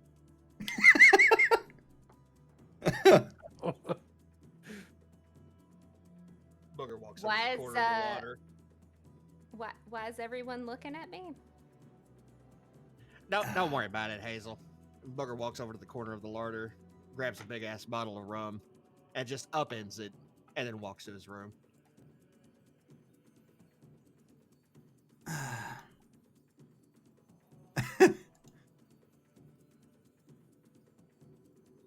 And with that, You're heading to your hammock, Booger? Yeah. What are the rest of you doing? I'm gonna give like all the officers orders to get crews out, and then I'm going to bed. Okay. 'Cause Various everybody's members awake at this point.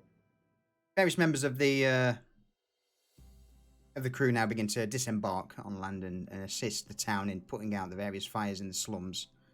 And just as Booger, just as you all begin to drift off to sleep, by now it would probably be about 7, 8 o'clock in the morning. In fact, no, probably later than that. It'd probably be like 9 or 10 by the time this is all done and dusted.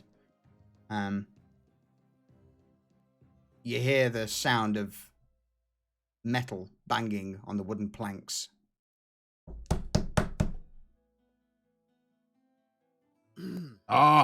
Morning. I've been sat in my office in the captain's cabin waiting for you for the past hour. I just climbed into bed. I will kill you. Go What- away. Well, Why would you call it the captain's? Like, isn't that where you always are? regardless, What do you want? well, you were going to tell me what you've been up to. I'm still in the dark. I wish I was in the Yep. dark. You ran off. Yeah, No. things needed doing. Fine. Well, look, fucking get some sleep and come and tell me when you wake up or something. But that's the first thing that you do as soon as you be back in the land of the living. Good. I'm gonna wait till you're asleep and then wake you up.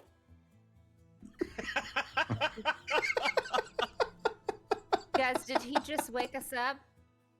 Go back Tell to us sleep. that. Go back to sleep, Hazel. Go back to sleep. Guys, rest well, you You- bastards.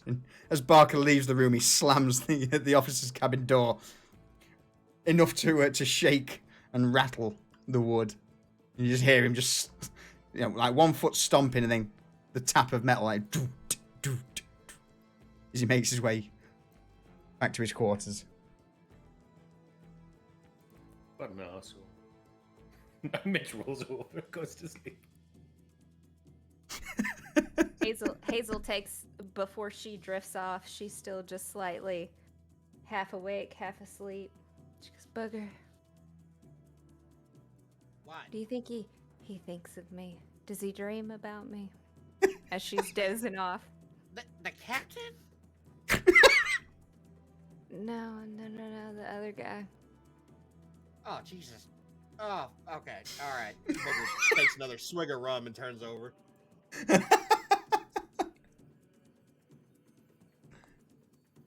Oh dear. Let's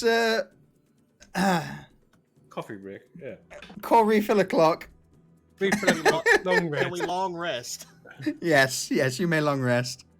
Lee, how many sanity dice have you rolled so far? Yes. I would give you a number, but it would scare you. Oh, God. All right. Refill, pee break. I'll be right back. Ah, dear me. Ah. Fucking crazy.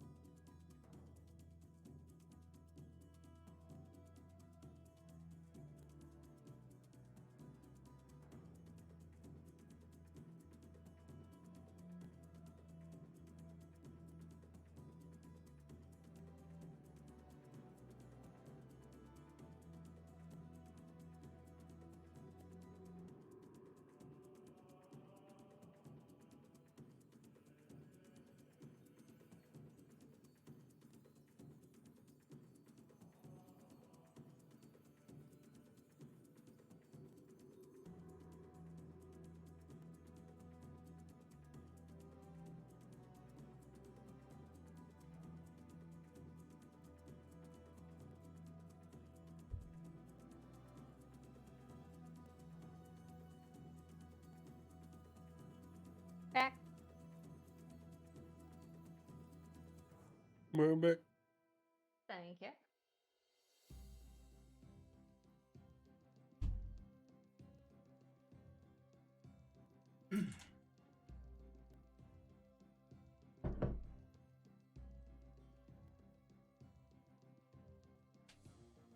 I'm back. We're back. Welcome back. I thought I would make a coffee with some rum in. Mm-hmm.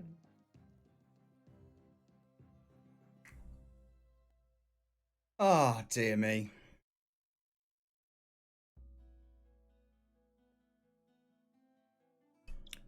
Fuck's sake. This cracks me up. Ah. Do yourself a long rest jump. Yes.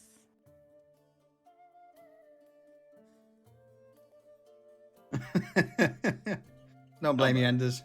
Welcome back.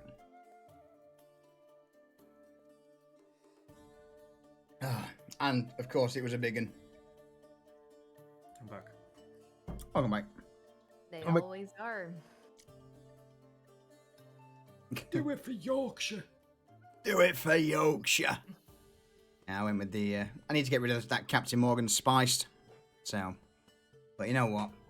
I'm banking in some coffee. All right in coffee. No, it is actually. It's all right. It is all right in coffee. Ah. Ah. All right. With us all being back, we will. Humpy.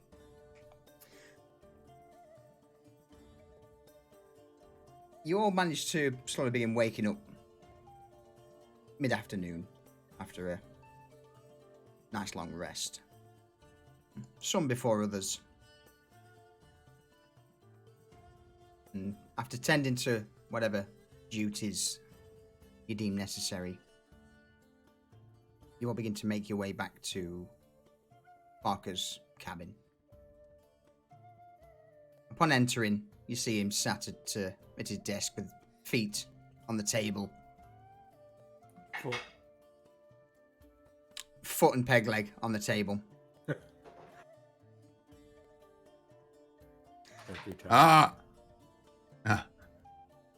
Good morning, princesses. I hope you slept well. Not bad, actually. Yeah. Like a baby. Aye. So, in your absence, just to let you know, most of the raging fires were put out. There's only a few things smouldering that'd be no importance, but the city guards have certainly dove in to help where they could, and seemed that they'd be helping out ours as much as they can, which surprised me. To be honest with you, the last time here, the guards weren't exactly welcoming. So, Guards are alright. perhaps, you'd like to tell me how Arthur Luskin's missing. Again. For the third time. Well, it's a complex story. Starts with a job that was actually a trap to get us killed. Well, Oh, not really hang a trap, on. it was more like a wish to get us killed. You're saying Sutton set you up? I mean, yeah. He was Yep. putting two birds, one stone. I mean, that seems pretty stupid. Yeah, you should have seen his face when we went in his office. Oh, I wish I could have been there.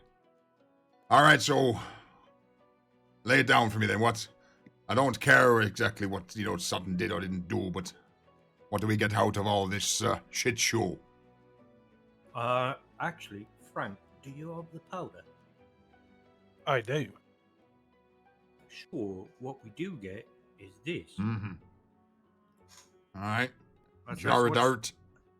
No, That is special black powder. Now, this shit is.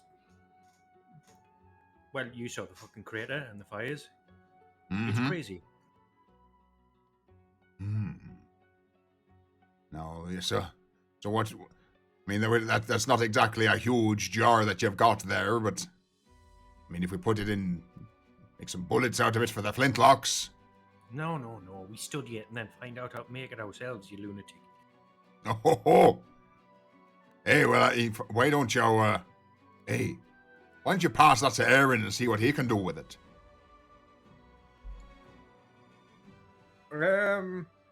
Yes, but can we have him watched? Because I don't trust him. Not. No, I mean, aye, that's. I mean, never got any volunteers to. Anybody else have any ideas or inklings as to what's this made from?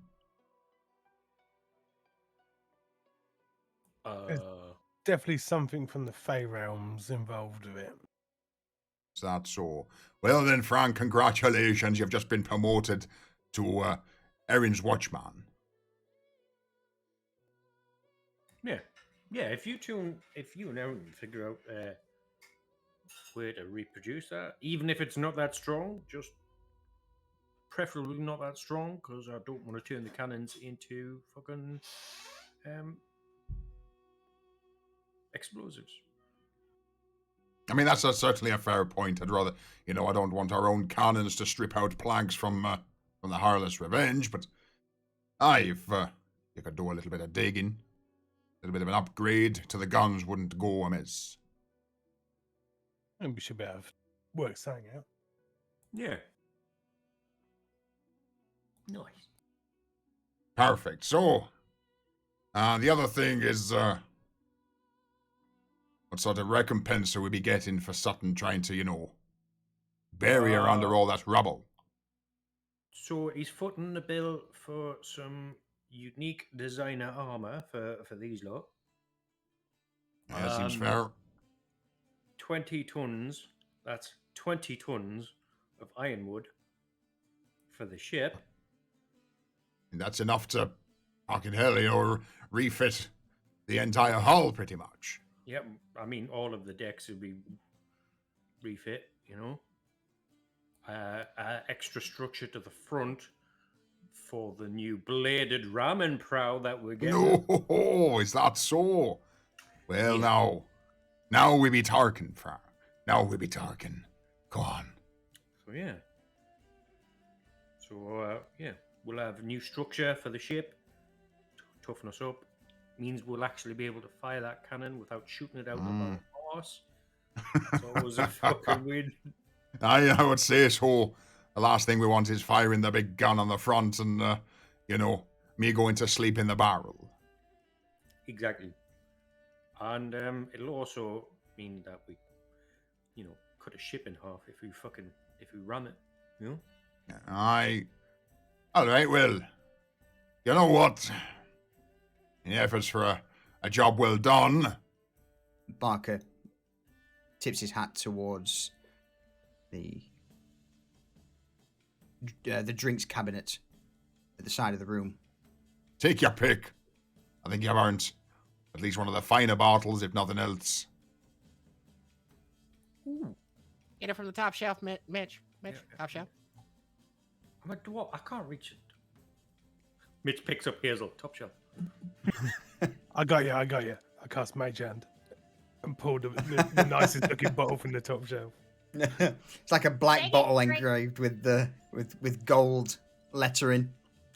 That's currently clasped in the Mage Hand. It floats and lands on my palm.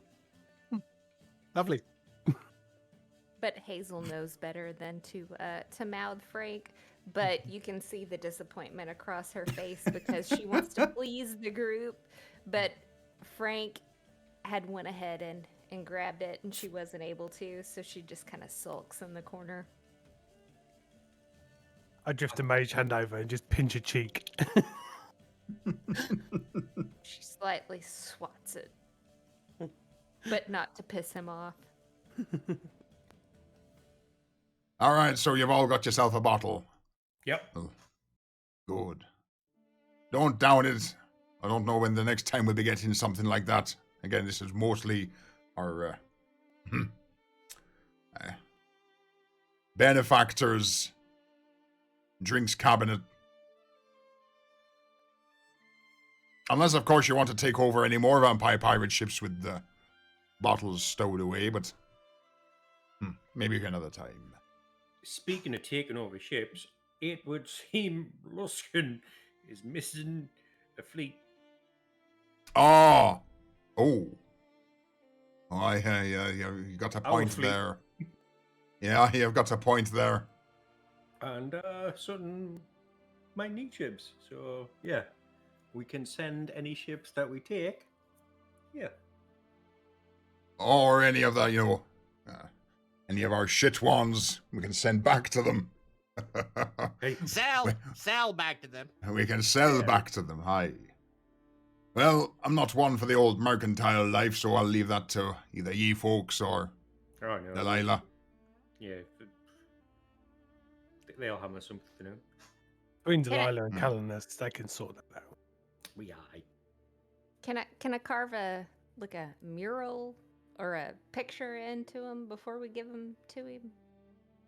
Just as a Yeah, don't- reminder. I don't see any reason why not, I was walking down the halls the other day and I saw someone had carved something. I couldn't make the damn thing out. It was Garvash something. What?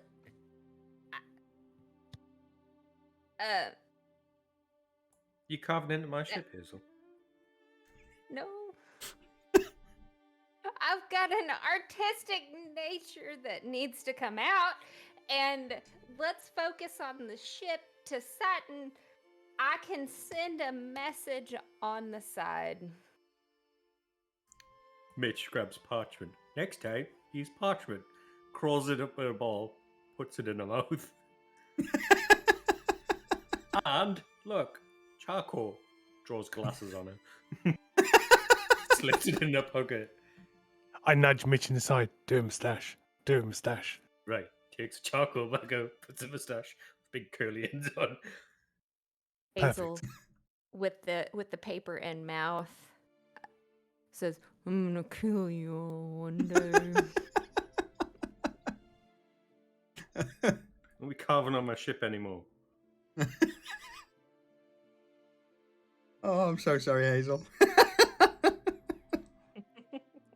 Oh, All right, well, look.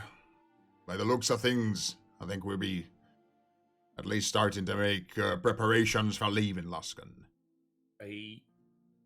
We've got How long you one- be needing? We've got a final job to do. There's some creature outside the docks that needs killing. A dweller below is what he said. That's the one. What do you know about it? You ever heard of it before? No. I've heard Ah. it like spoke about, but I don't know what they do. I have heard of the deep dwellers. Usually fearsome things, normally spoken about in regards to being like that of a kraken. Yeah. Mm-hmm. Apparently, he's a big one around here and needs hunting. Shakes their head. On our way out, maybe just make him some coin. Maybe. But, perhaps this time that, if the deep dwellers be what I think they be, we may not be best off sending the ship out to meet it.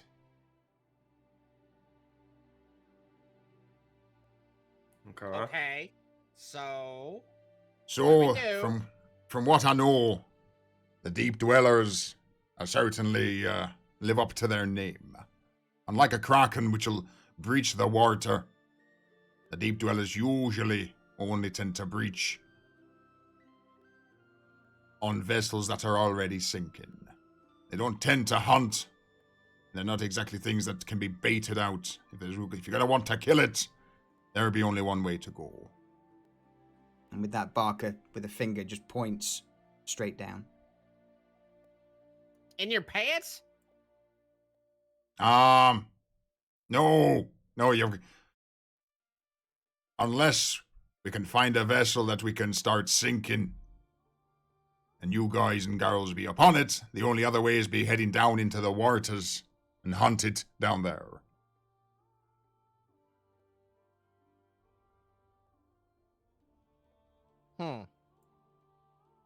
Because at least with a Kraken, you can shoot the damn things with cannons, but a Deep Dweller, well, they don't like coming up that often. So if ye be really wanting to go for it, that's be on you, but me personally, I would say we let the Luskan folks deal with it themselves.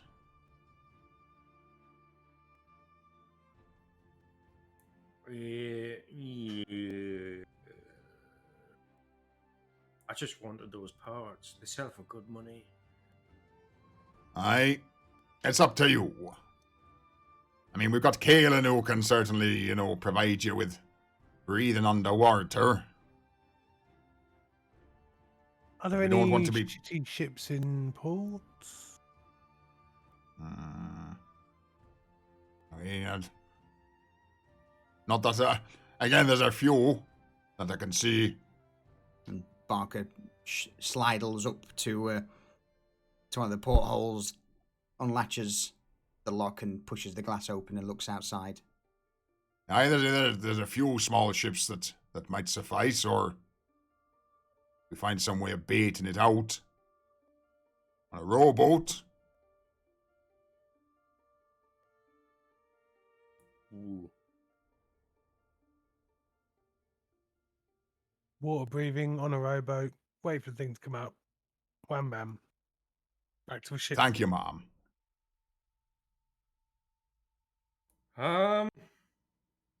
Fuck it. What do you say, Bugger? Yeah, I'm in. Hey, Mama. It sounds perfectly reasonable to sink a rowboat to bait an underwater monster. Let's do it. No, you're gonna have to find something to bait the damn thing out. He's not gonna come for a rowboat now. What will it come for? I mean, I don't know. And again, you're gonna have to find someone to at least find it, Hang on. What about a whale carcass? Would it come up for a whale carcass? Only, I mean, if it's you seem to be underestimating the size of the deep dwellers. They're the size of the krakens. I mean, if it's a blue whale, aye, perhaps it'll come for one of them. But a small, a smaller sperm whale or something of the type, no, I doubt it. Unless the only other thing I can be thinking of is that the deep dwellers and krakens tend to have a little bit of a tussle. If we can get something that belongs to a kraken, either some blood or some ichor or something like that, and spread it on the ocean, that may be enough to bait it. We got some ichor left over from that other creature, right? Oh. Aye, that's we do. And again, the Umbra Fang's certainly not and it'd be more than sufficient as dinner for the deep dweller. Yeah, it might work. So are we thinking cover Hazel in the ichor from the beast and then drag her behind the boat?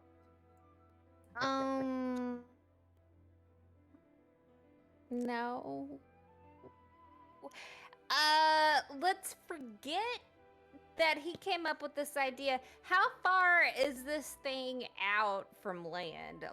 I'm concerned. Deep Can we water. drag it closer to land where we have the advantage and not use me as bait? No. It is very much going to be an aquatic themed fight. Aye, it depends. You can either go down and, fight it down below the depths or try and lure it to the surface. Let's go get it, Mitch. Yeah, fuck it. We'll lure her to the surface. That's not what I meant, but okay. And then bring it to land, where I I mean, can chances not are, if we hurt it, it's gonna be like, fuck this, I'm out. So we're gonna have to just swim. swim after it. But Mitch, the last time I was in the water, I got stabbed in the face. That's fine. It won't stab you. It might bite you in half, but it won't stab you. Yeah. That makes me feel better. Might Well, suck I mean, the I'm- soul out. there's certainly the chance that all four of you might be able to, fit in the damn thing's mouth. Wait, it's bigger than the last one? I mean, it's a creature that can go up against the mighty Kraken. What did you expect it to be? Not that big. I don't Yeah, the know. I ain't captain never seen didn't one. want to take the ship because it could take the ship. Oh. Aye. Yeah, and let me rephrase it. Not could, but most likely will.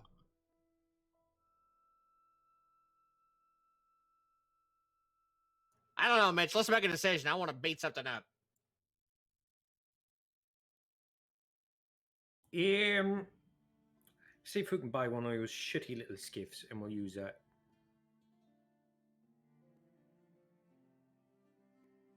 Okay. You going with we get another ship? Yeah, we'll get a shitty ship that we can sink and we'll use the oil to bait it there. So, In that case, then, give me 5 minutes. Didn't think of that. To prepare that scene. So, if you could talk amongst yourselves momentarily, I would appreciate it. How big of a ship are we buying? a small fishing ship, just big enough for us to be on. And Kaelin. Kaelin's got to come because we need to be able to breathe underwater. What about Vincent? I don't know. I thought for sure she was going to say Garvash. It depends. Where's Kaelin at? Kaelin! You just hear from the front of the ship. Yes. How many Yeah. people can you cast breathe underwater on? Depends if we've got time, then sure. Oh, that's a good question. Let me just check something very quickly. So, if it's just a spur of the moment, then the four of you would be easy. But if we've got time, then probably. How maybe much time 10? is time? It depends. If you've got an hour, I can sit down and ritually cast it and have about 10 of you. We have an hour. We've got to go buy a ship. But bear in mind that the water breathing will only last a full day, so 24 hours. Okay, we'll cast it as we set off. Or before we put Icar in the water, yeah? That shouldn't be a problem. Excellent. The next question then is who are we taking? I would imagine that you're taking me on this suicidal errand. Yeah, well, you'll stay on the ship, and if things get scary, hide. What? Okay. Alright, who do we want to take with us? Bearing in mind we're going to be underwater, so firearms are out of the question. Well, I think Magic? Vincent's a good idea. And I'd like to have Garvash. Okay. You're not the only one. Everybody But, just points and laughs at Hazel. Hazel looks at her skin. It's like, I'm gonna be able to swim faster than you guys because water propels off my skin.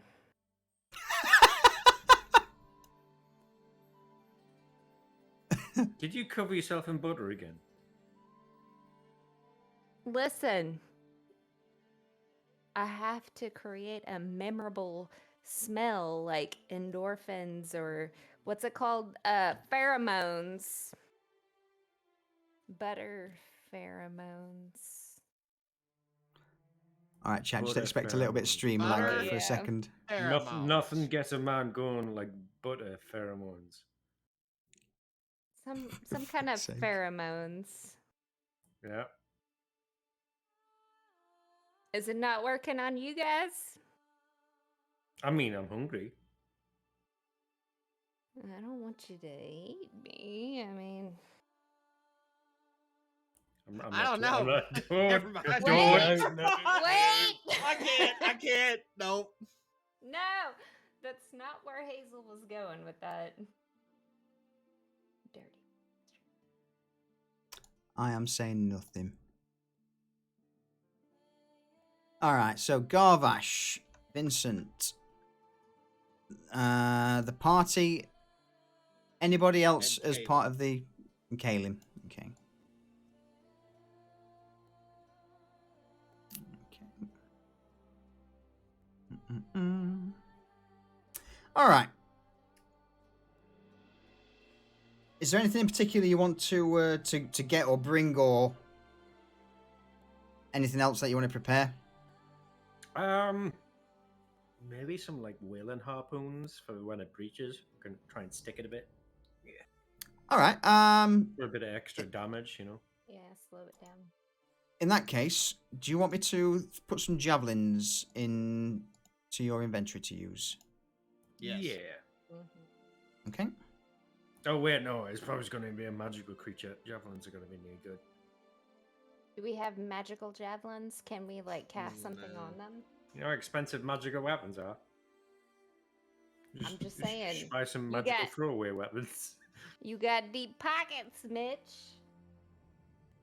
So again, you've got a few days in Luskan at least, or you can basically set sail whenever you're ready. In the meantime, your new armors, which for Hazel and Frank would be the Umbra Fang Tunic, and this is a +1 magical set of leather armor, which just for chat's benefit, it's a sleek scaled leather. It's made from the hide of the Umbra Fang, which is the creature they killed 2 sessions ago. And while they wear it, they've got resistance to poison damage and have advantage on saving throws against being poisoned. And additionally, the armor is completely waterproof and dries within 1 minute when not submerged in water. So that was the first 2 tunics made. So that was for Hazel and Frank. And the other set was the plate mail made for Booga from the remnants of the death crab's shell, which comes in, it's called the Necromancer's Plate. So while you wear this plate armor, you can't be frightened by undead or fiends and have advantage on charisma intimidation checks against such creatures. And also, Booga's armor has 5 charges that can cause fear or blindness and deafness. So it's pretty good. And my shield.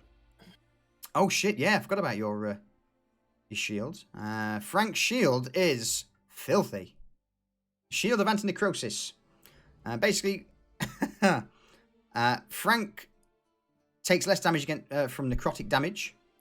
But the most important thing is, this wooden shield has a mottled death crab hide stretched over its surface, and he has resistance to necrotic damage while he wields it. And whenever he makes a saving throw against an effect or spell that deals necrotic damage, he gets advantage on the roll. And if he should die or fall unconscious while attuned to his shield, he can't be raised as an undead creature as long as the shield remains within close proximity of his corpse. So, Now, Pretty good. yeah. What's my?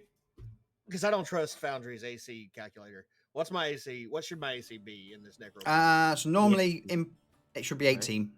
Yeah. Okay. Yeah. Whereas So- Hayes, yeah. Oh, go ahead. Go ahead. I'm gonna say yours should be 18 as well, I believe.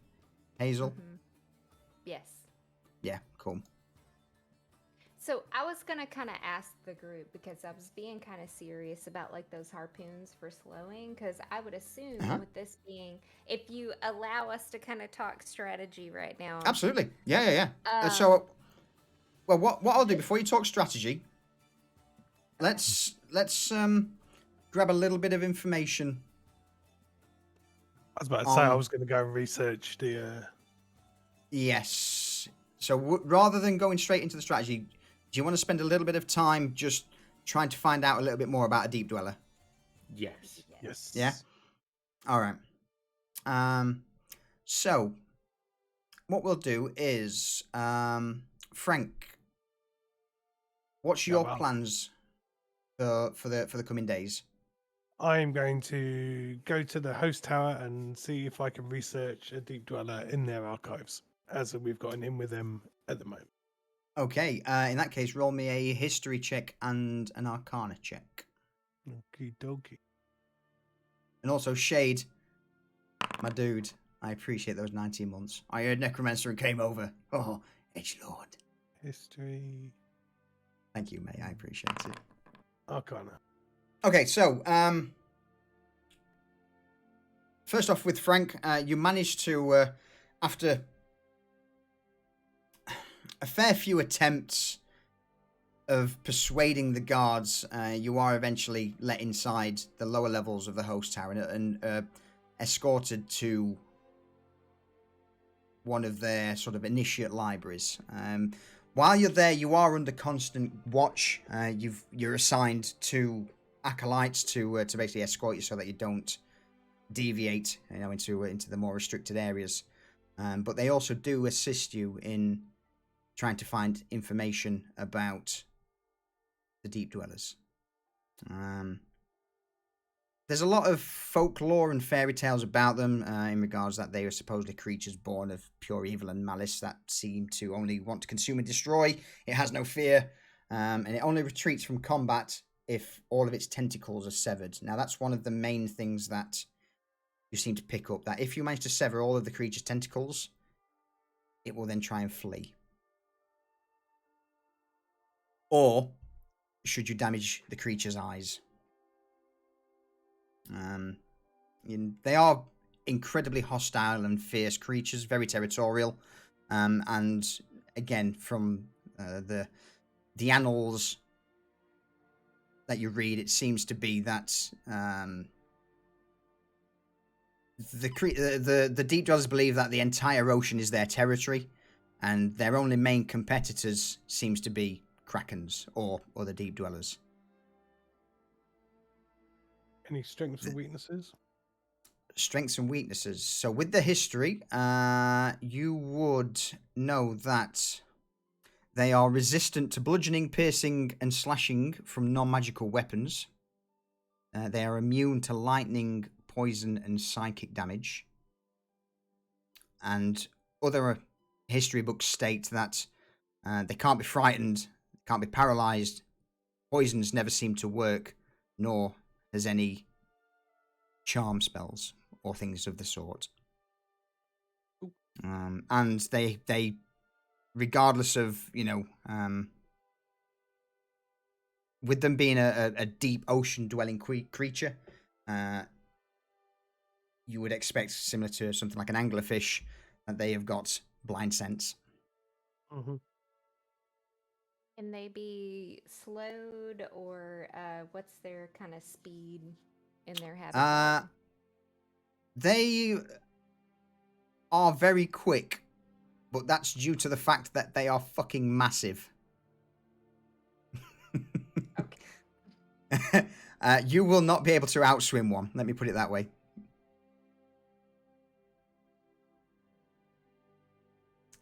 Anything else that you want to ask that you may find, Frank?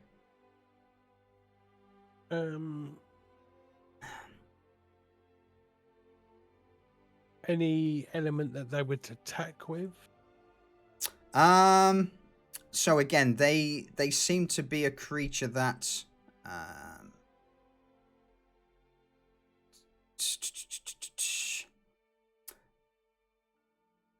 most of their weapons seem to be either like a fanged beak or tentacles. But again, they are very intelligent creatures, to the point where several eyewitness reports state that it feels at times like their mind is being physically ripped out of their skull.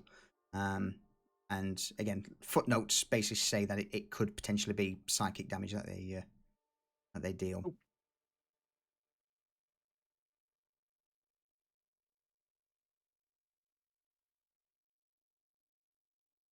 All right, are you done? Yeah. Hazel, anything in particular you want to do, or do you want a few minutes to have a think?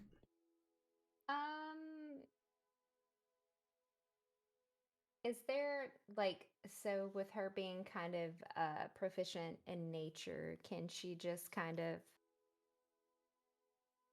with her nature sense sense something in the ocean with them?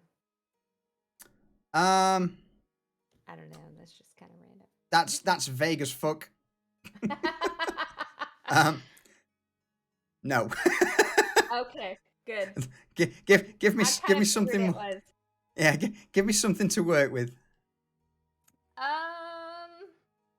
Hold on. Can I sense? Yes, it's big. It's huge. It's somewhere in the ocean. Okay, so But can I would say for I the moment. call any lore about it that within the nature sense. Roll me an insight check. Okay. I'll use my advantage on this. Okay. Too. 14. So, you've heard certain tales of krakens and sea creatures while you lived in Waterdeep. And the only thing really in regards to their natural environment is should you plunge into the lair of a deep dweller, they usually live in deep underwater trenches. So expect potentially, surges of hot water, plumes of poison gases.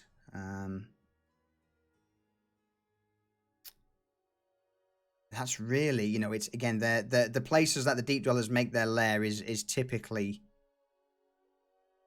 deep on the ocean floor and very inhospitable to life.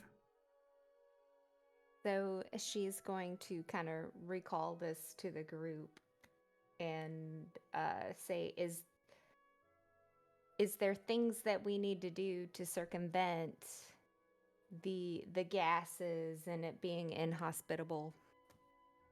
Well, we're hoping to fight it on the surface, if at all possible. Would like not to have to go down.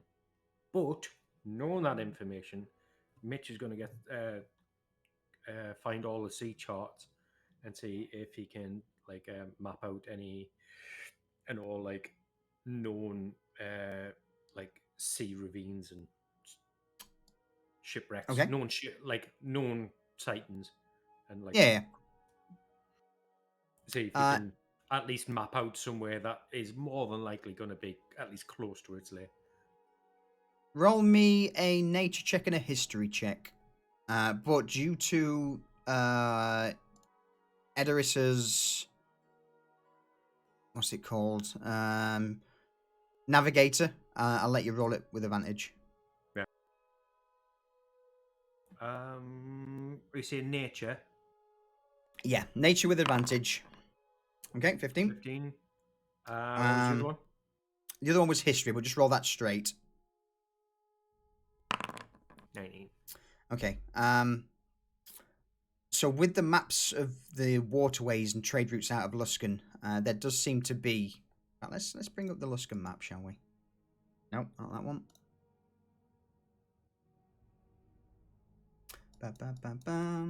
No, that's not the one I wanted. I have not got the world map at the moment because we set things up with a new foundry. So there is a portion of a trade route that seems to be from Luskan straight west, where there's been multiple ships, more so than any other routes that have been sunk.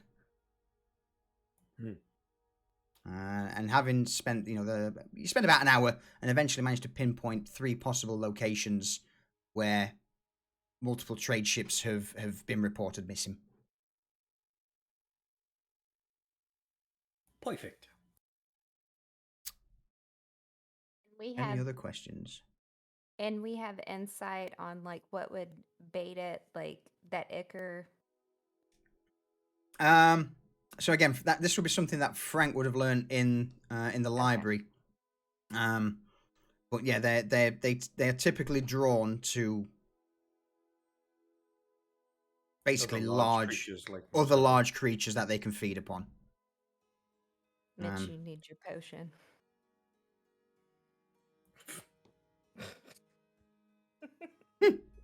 Sorry. Big bitch. Big man.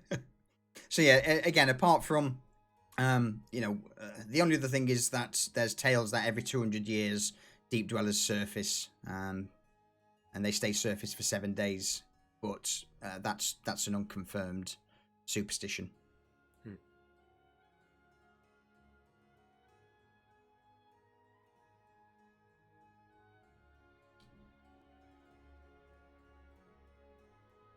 Prep wise, anything else anyone wants to do? I think we will get some just harpoons for like Garvash and that to throw.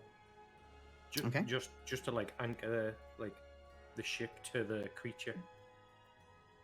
So you're wanting to tie rope to the harpoons? Yeah.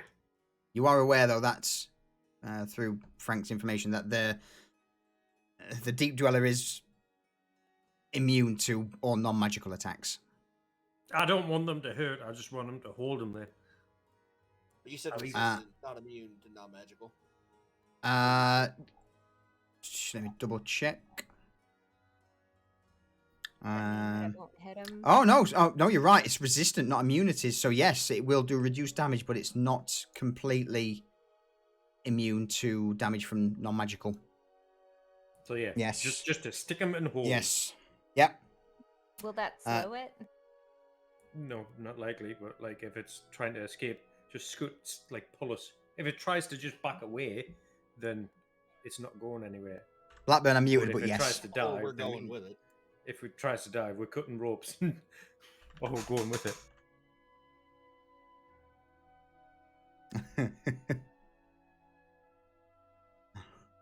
Yeah. I mean, not to put ideas into your heads, but Blackburn has the man's doing research. Well, Put that on the we harpoon. all have. Yeah, I mean, we could put it on the harpoon. I was gonna say we all have magical weapons. Even already, Garvash except has for- magical weapons. Yeah, He's got a magical axe. But I think in this sense, like it's gonna go really fast. Like we need something to slow it down. It can't be slowed. He said like you can't root it or slow it or.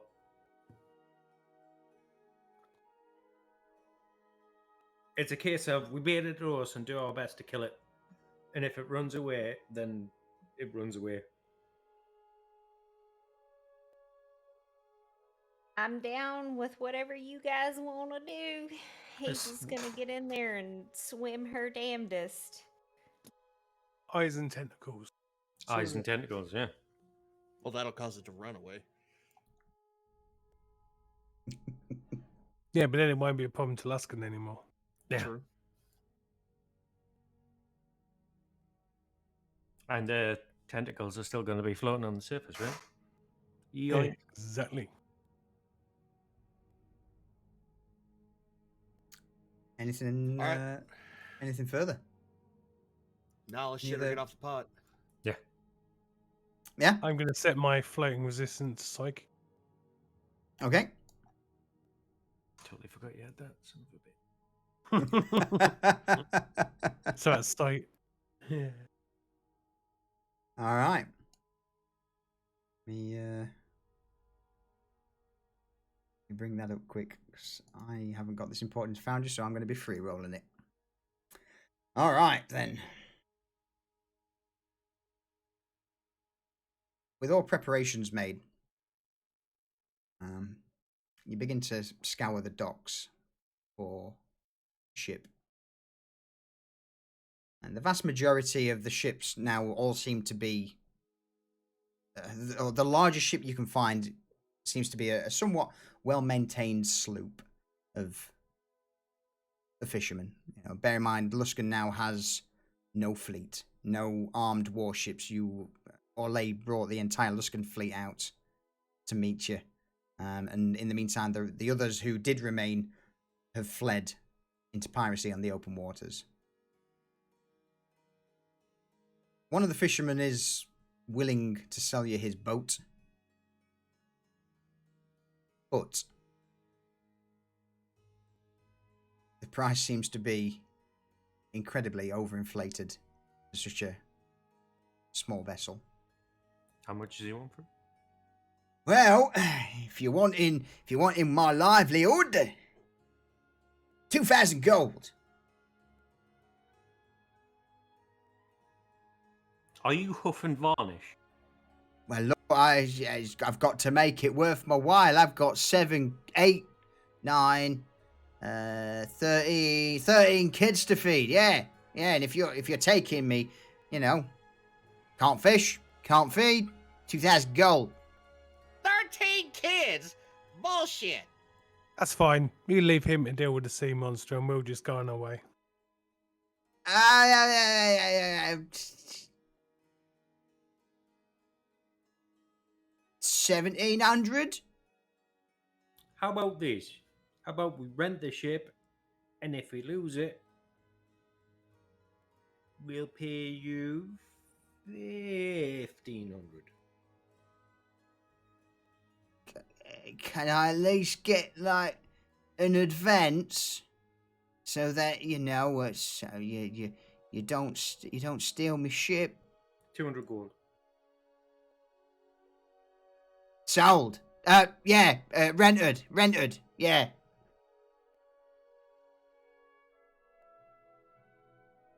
The man Excellent. offers a hand out towards Mitch. Mitch takes his hand, shakes it.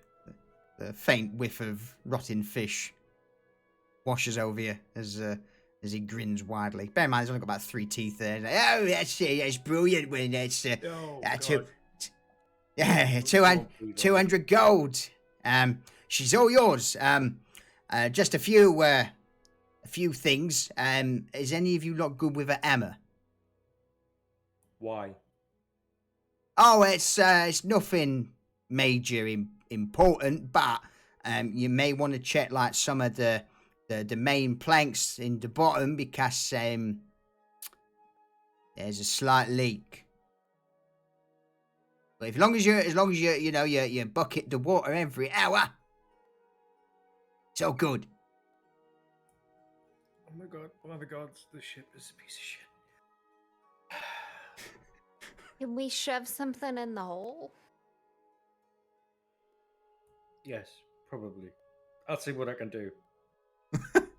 Oh, there you go. The fisherman's joy is all yours. But yeah, please try and bring it back. Without sinking, because I've got 17 kids to feed. 17. Wait, wasn't it 30? I don't even know if he knows how to count. Fuck it. And with the gold, gems, baubles changing hands, you're left to explore the Fisherman's Joy, which is basically a small, ramshackle sloop, which from the outside looks pretty well maintained. What do we Problem see is, of from course, the inside? The problem is, of course, when you go below deck, and it seems like the entire bottom deck. On the top deck, there's 2 large grilled hatches, which is where the fish that are caught are dumped into the hold below.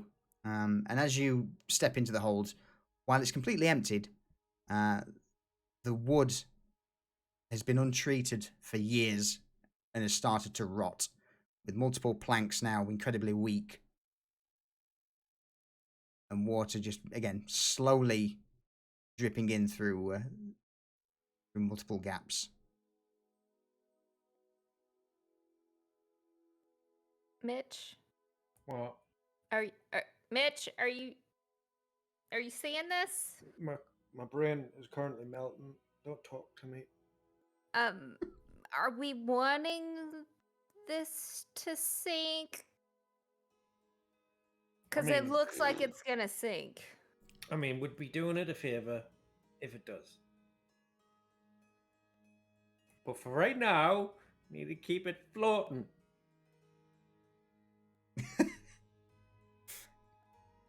So I'm going to patch up the holes on the outsides that I can. And you're going to start trying to get as much water out as you can. You want me to bucket this out? Yes. Could we have not bought a different ship for the same price? Like what? I don't know, but this is a shit ship. Fine, I'll grab a bucket.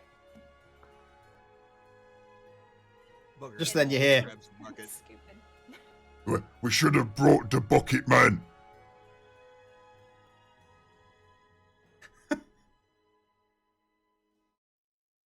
Yeah, we should have brought the new bucket man. That's, Get to bailing, Garvash. God damn it. Yeah. Oh, all right. With that, Garvash takes 2 large buckets off the pier, steps on board the ramshackle sloop, and begins to bucket. I spend a day patching up holes and making us actually seaworthy. It doesn't take many materials. Again, the vast majority of the planks that are rotting can't easily be replaced quickly due to the ship being, in the ocean. But Yeah, you managed to this is strengthen. patchwork. Yeah, you managed to holes. strengthen it up and make it so eventually it gets to the point where no more water seems to be leaking into the hold of the ship. And with that, and the repairs done, you all will now begin to set sail into the open ocean.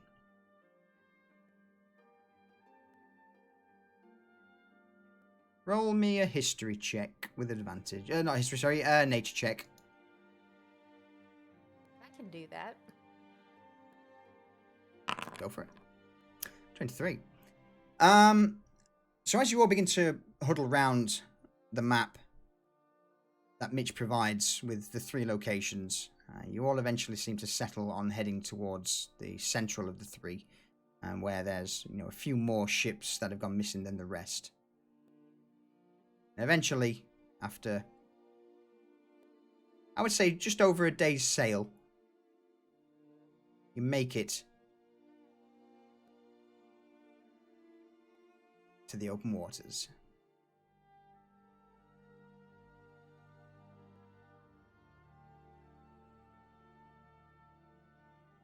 Holy fuck, this thing was tiny. You say that regularly. Oh!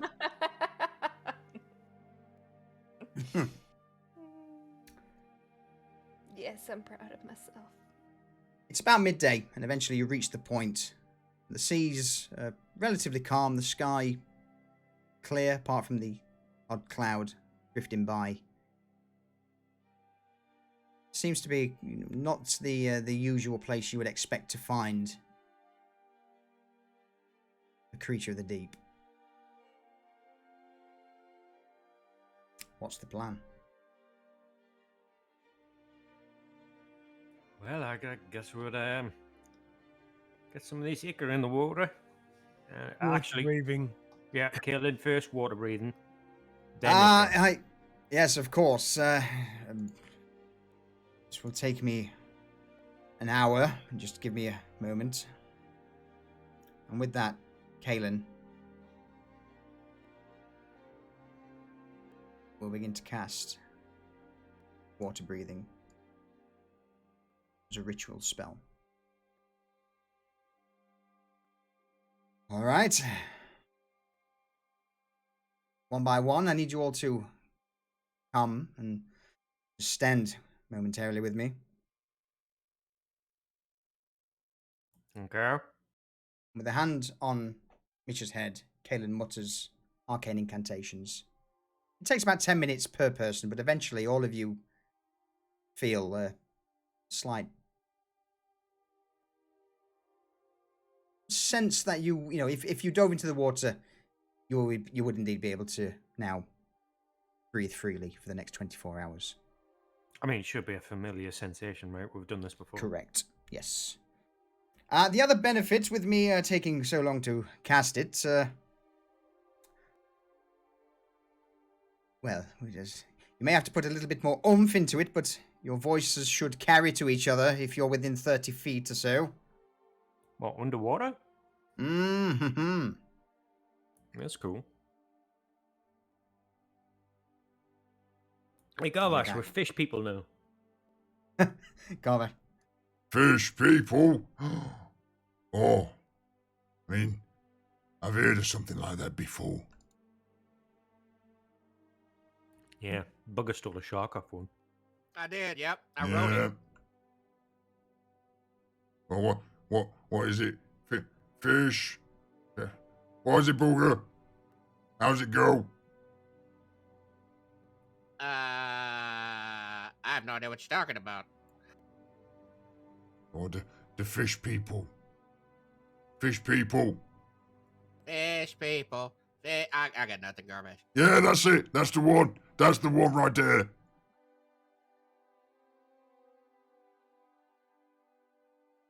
Yeah, go on. Fish. No, go. No. Go. Yeah. No. People. Your kazoo? Fish people. Give me some music. Tastes like fish. Kill like people. It looks like I might have left my pan flute back on the ship. No. Fine. I can't find my kazoo. Damn it.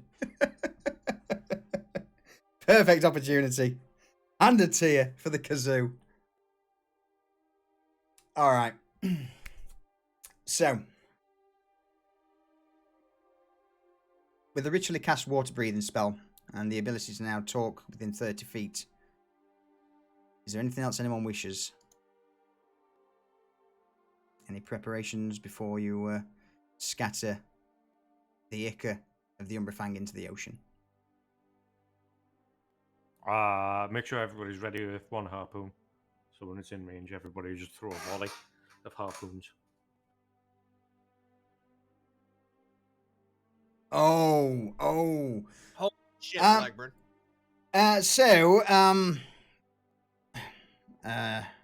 Idea. What? I'm not sure it'll work, but it might be worth a go. When that thing, if that thing comes closer to the surface, I might, if I try and cast water work on it, that might be enough Oh. just to keep it, I don't know whether I'll be able to breach the damn thing out of the ocean, but it should at least stop it, or potentially stop it from diving further down. Holy shit, I didn't know you could do that. Well, it's not a guaranteed, it's just something that, It's Yeah, I know it is. worth a go. hey, that is, it's certainly worth a crack, so, aye. But, I mean, a creature that size and intellect, it might resist it, but, well, leave it with me. I'll see what I can do. I'll leave that to you then. Let me just have a quick look. Anything else?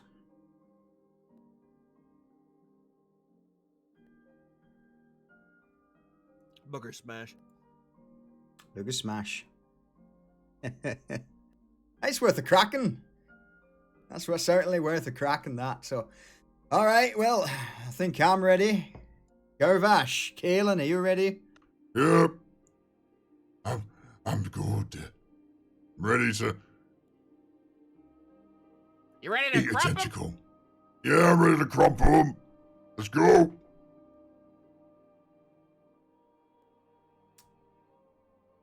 Kalen.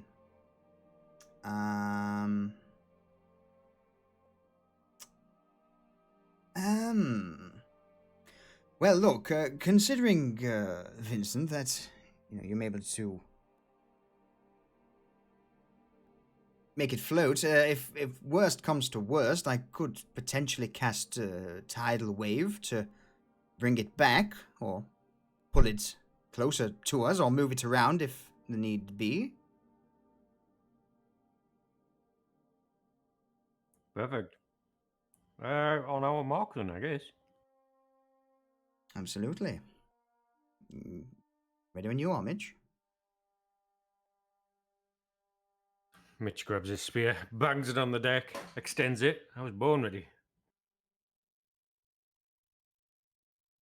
And with that, Garvash, Mitch, you begin to empty the various barrels of Ica onto the surface of the ocean. Black sludge just begins to seep around the side of the sloop. So, how long do you think that, this is gonna take? No idea. We could be in the wrong spot. Yeah. Yeah, we could. I need you all to make me a wisdom saving throw.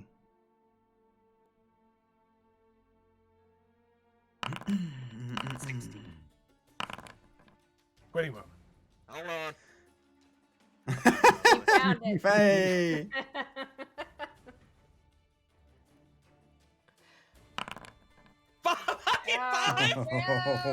Because you had that thing in your mouth. Yeah, that's what I'm all And that is a quote. Oh, dear me, dear me. So, a few hours pass. Boogie, you find yourself at the edge of the ship, glancing over the railing to the water below. And you begin to feel a slight prickling at the back of your head. Almost as if someone is stabbing or just beginning to poke a needle into your brain. And the prickling begins to get worse and worse. To the point now Yes? where... I, Go on. I'm not feeling so. I feel so hot. My head's killing me. What, you been drinking? You hungover? What's up? No. It smells like somebody shoving a needle in my brain. Are the diseases getting to him? Mitch peers over the water, over the side of the boat, into the water. And as soon as you peer over the water, Mitch, you also begin to feel a similar sensation. Again, like fingers crawling over the back of your head. Booger, the moment you take 4 points of psychic damage. Mitch, you take half of that. As does now Frank and Hazel. I'd say You half all of begin that. to... So you take 1 point of damage? Yep. Hold on, let me see my card really quick. I think I might have something that I might doubt be it for Psychic towards immunity? I frightening. doubt it. I think it's You want- against frightening instead of Yeah, psychic. it's, psychic is probably one of the worst damage types. Yeah, But immediately, coming. you're all assaulted with this feeling of dread, as if the air itself's grown heavy, weighing down upon you. Oh. Something's coming. I think it's here. I think it's here somewhere. Solution, how much was I supposed to take, sir? Two points of psychic damage. Thank you. you begin to see in the depths below shadowed movements. It almost looks like a whale is moving, thrashing side to side underneath the sloop. Oh my god.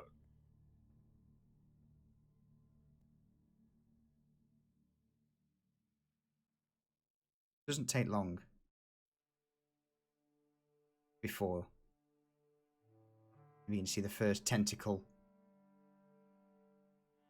slowly making its way towards you all out of the water. Momentarily just peeks up. It's about, I would say, 2 feet in diameter. Sickly orangey red hue with a pale flesh-like suckers that just raises up. Can't seem to see the main body of the deep dweller. And I would say it's around about there, around about 30, 35 feet away from the sloop. Oh, great. What could possibly go wrong?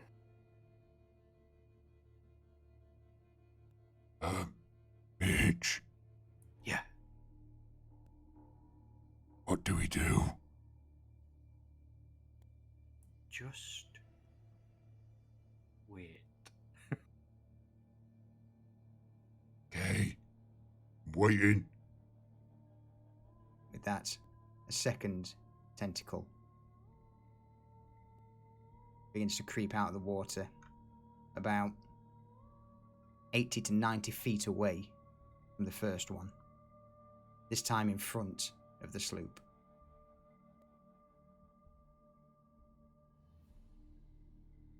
This pressure It's big. pushing down on you grows and grows, and all of a sudden you feel a vibration in the air.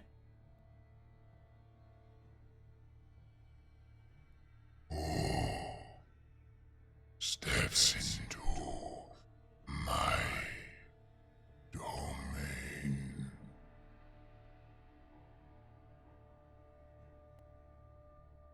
Well, this was a terrible idea.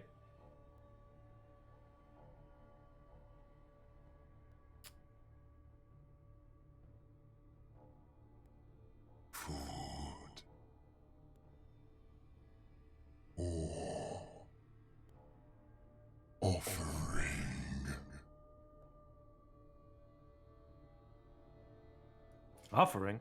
Fuck no. What? Who are we offering?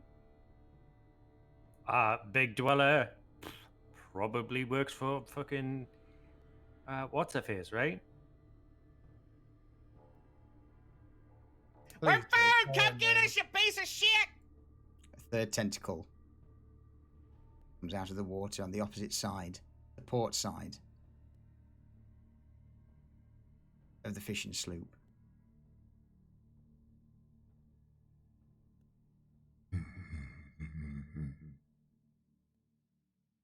Order. It shall be. Roll me initiative.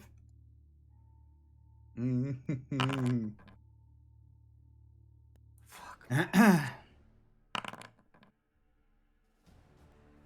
Boy, our initiative rolls are on point. Oh, Mine was with advantage too.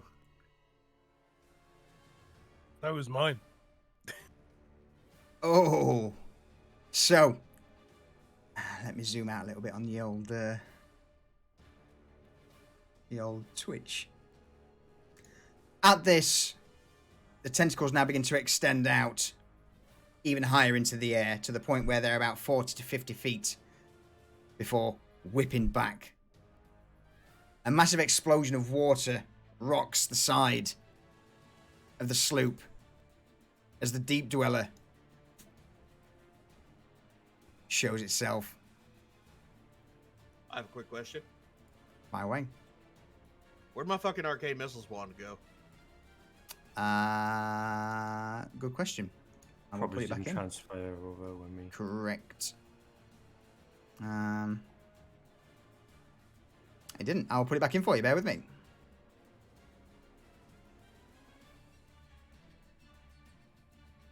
And I just got there you go. from Sneezer that raised a very pertinent question. Yeah. When this thing destroys the ship, how the fuck are we getting back? Raft RP. All right, that's all right. Got a plan. We're all gonna ride Garvash. Burger. Whoa, Liz, Oh. that's your bag. Well, then the rest of you guys can drown. Whoa, that just got dark. I'm sorry. I'll share him. Let me just quickly throw these guys in for thing. Burger, over to you. Really? Yeah. Okay. How far away is this thing? I would say any Oh. point of its main body. So I would say about 60 feet. Unless you want to aim for the tentacles, then yes, you would be in range. Oh no, so you'd have to get to the bounding box. So it's probably what 15 feet away from you. 20. Oh, Yeah, okay. 15 feet. Alright. So can I see its full body or its full head or just the tentacle? You can see. So it is underwater. Apart from basically two eyes that have surfaced, staring over at the crew, and the various tentacles are now thrashing above water. So you've got a good idea of where its main body is, but you don't quite know just exactly how big it is. Right. Booger's gonna try to blast off a tentacle or two Okay. with the arcane missile wand. Yeah.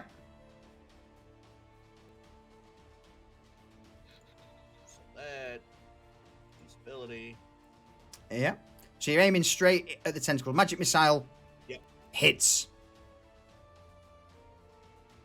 Yes, it does. Okay. Yeah. So, damage. How many are you blasting? We'll start off with 3. Okay. Fucking hell, that's not bad damage.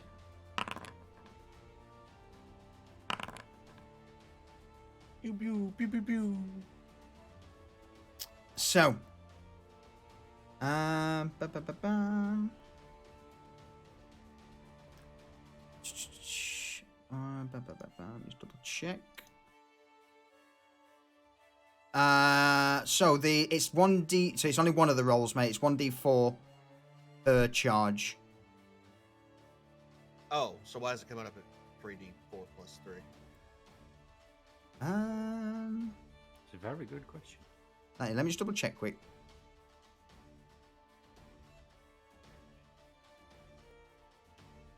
So usability, damage, normal. Oh yeah, so yeah, it wants you to click the icon, for each use.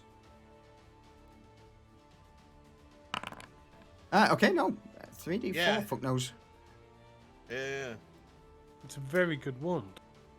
It is a very good one. So what we'll do is we'll go with the 3d4 plus 3.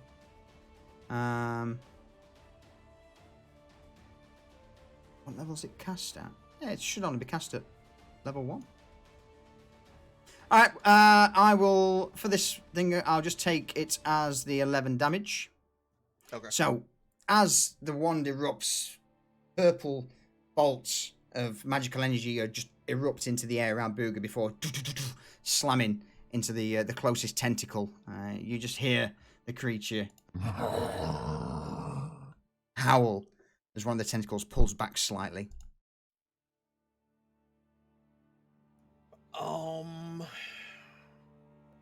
I think that's me for now. I think I'm just gonna hang out. Okay. Hazel, over to you. Let's see. I'm trying to see where she can reach. I think her whips can reach within 10 feet. Mm-hmm. I don't. If she moves up to the edge of the ship, can she hit a tentacle or? Not at the moment. Okay, so Remember, it's just resistance and not magical weapons. So you can Okay. still shoot it with your bow. Yeah. It just wouldn't do a whole lot of damage. so she's just gonna pull her bow out right now and aim at it. Nothing magical. And she's gonna use that as an action because nothing else is within 5 feet because of where its hitbox is. Her short bow. Let's go. 22. Are you just shooting the actual creature or a tentacle? Let's do a tentacle. Okay. The one Booger aimed for? Or another one? Let's do the one that Booger aimed for. Okay, go for it. Roll damage. 8. Okay. So as the arrow punctures into the tentacle, it only bites in just with the arrowhead itself and doesn't seem to, bite too deep into the creature. So it only causes 4 points of damage.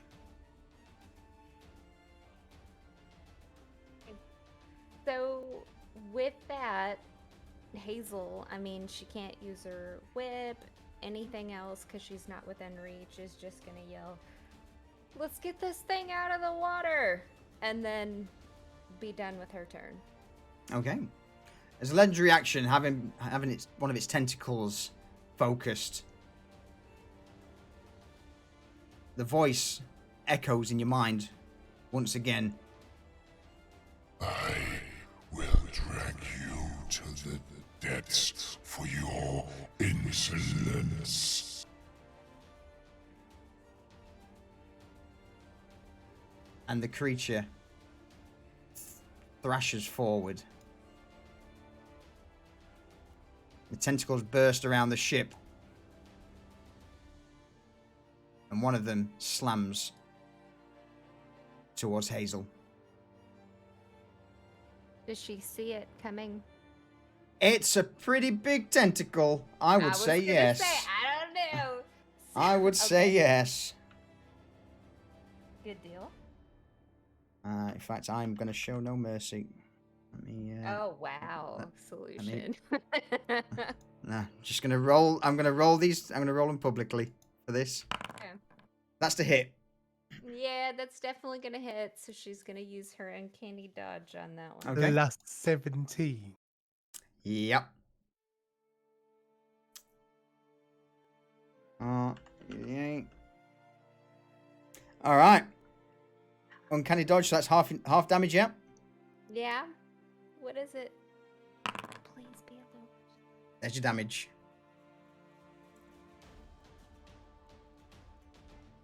That's all I'm showing you. Okay. So you immediately see this incredibly large tentacle smash down into the front of the ship. The planks and wooden barrier around the side snaps and buckles immediately, and a loud groan can be heard from the vessel.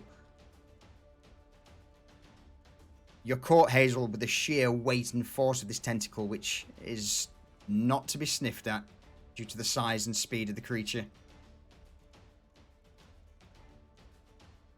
Somebody help me. This thing is massive. Get it off me.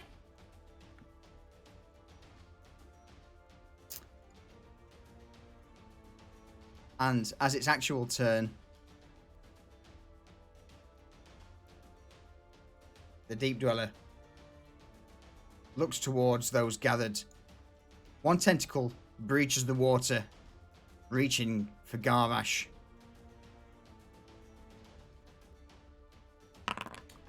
Which it gets him. And instead of damaging him, is going to force Garvash to do a strength saving throw.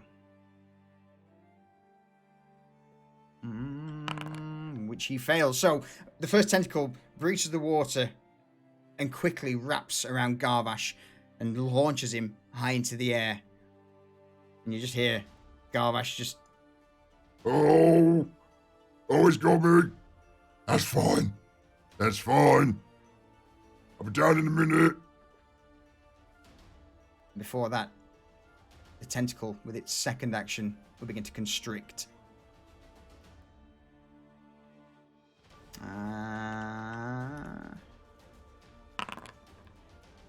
doing 20 points of damage to Garvash. You see Garvash begin to tug as this giant tentacle begins to wrap around him, coil, and constrict him. Frank, over to you. Okay. I am. Take that away, Slasher. I didn't mean to do that. Okay. Gonna Eldritch Blast his eyes. All right. Okay. I like it. Because it's well in range of my Eldritch Blast. Oh, yeah. Yeah. 16 will do it. Oh, that was 8. Okay. So we'll do that way. That'll definitely hit. 13. Okay. So immediately, the 2 Eldritch Blasts in quick succession smash into the left eye. Well, let's say left eye with the one that you can see at the minute of the Deep Dweller.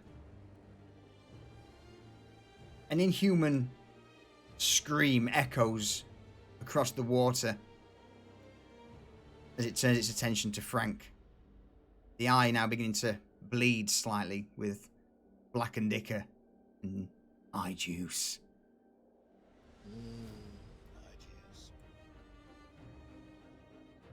Any further actions? No, not for the time being, thank you. Okay. Mitch. Can I reach the tentacle that's got Garvash?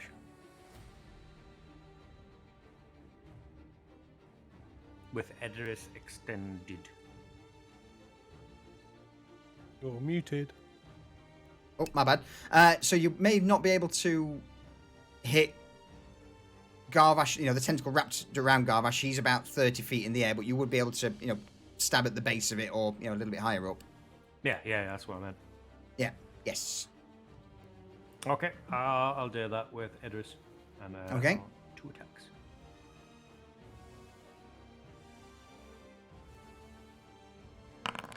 And I'll crit. Oh,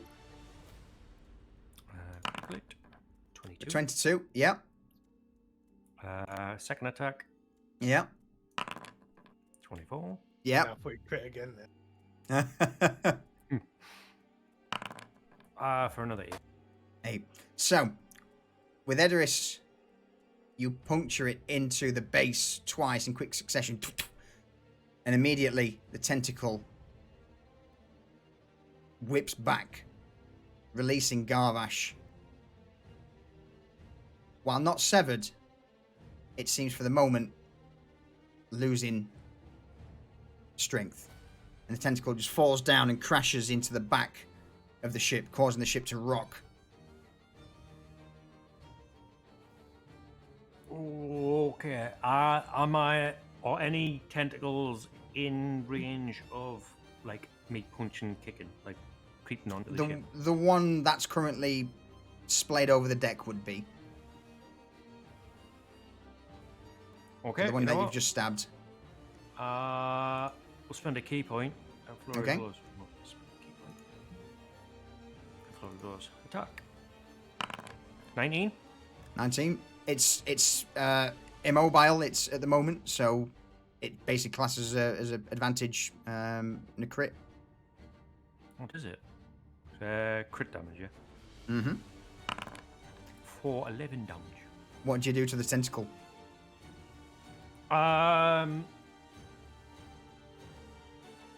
Using Edoris to pole vault, I double kick it and tear it clean off.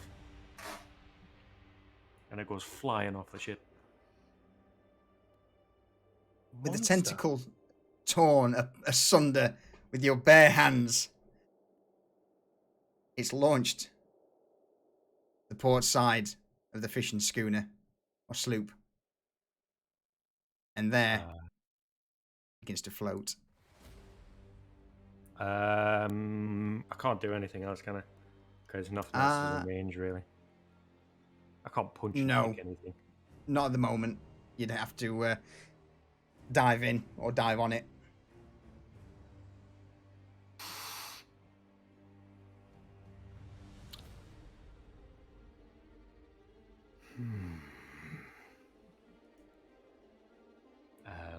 Hold. Do it, Okay. pussy, you won't. Mitch runs across the water like a thing Yeah. of fucking legend. Yeah. Uses his last flurry of blows and punches it. Where are you punching it? Anywhere in particular? Well, since I want to be there. Since I'm here, right in the fucking beak. Okay, you're going for the beak. Okay. 26 will do it. For 7. So, damage.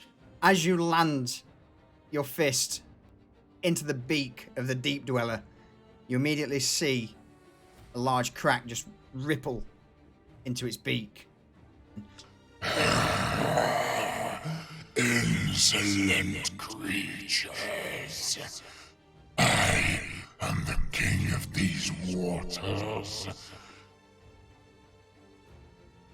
And there's a legendary action, Mitch. Unless you've got anything further. No, that's all I got. 2 tentacles are going to sweep out from the side towards you. The first 26. Hit. The sheer size and speed, and with you, punching and having your attention focusing on the beak, the tentacle slams into your back. And this is going to do straight damage. 24 points of damage. Can you make that public so I can just apply it? Uh-huh. In fact, I'll roll them all public. So you know what it's got to hit and to damage on them. It's about guaranteed. The second one, though, will also follow up in quick succession for a crit.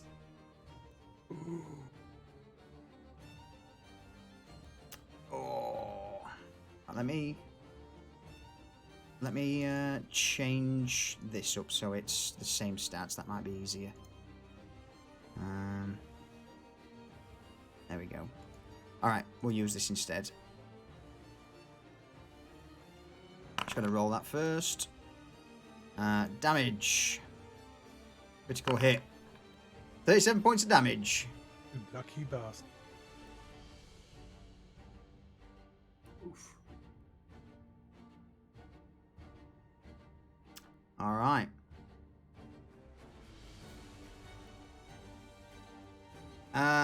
Partnership part of the crew for Garvash. I don't think we do.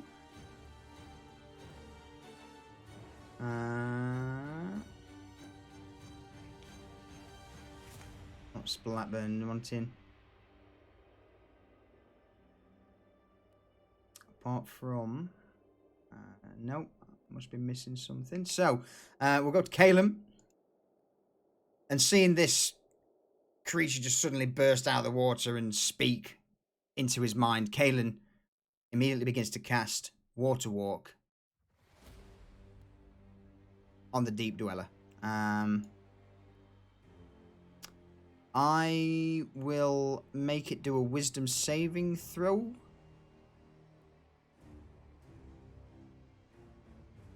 To try and resist it. And I will give it a DC of 15. So 15, let me double check its Wisdom. Oof. Go on then. We'll do it as a difficult. We'll say...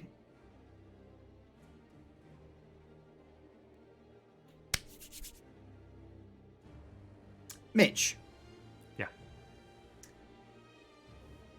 Roll me 4d5. 4d. No, let's say 65.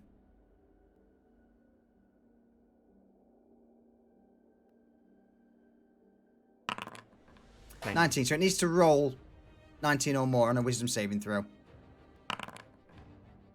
Which it fails. So with that, Kalen, hand outstretched, begins to strain as the water walk spell envelops the creature. And something this ancient, this horrible and powerful, it takes Kalen a moment. I can't bring it to the surface, but I can stop it from plunging any deeper.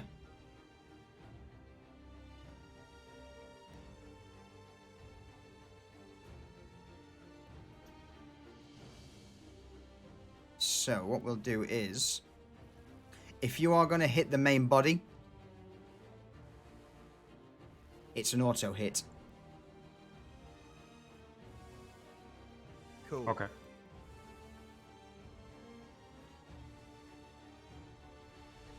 Is that including the eyes or?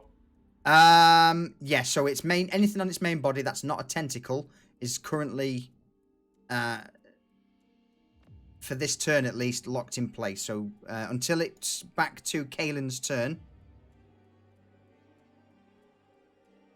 if you hit the eyes, the beak, or the main body, it's an auto hit. Okay. Booger, over to you.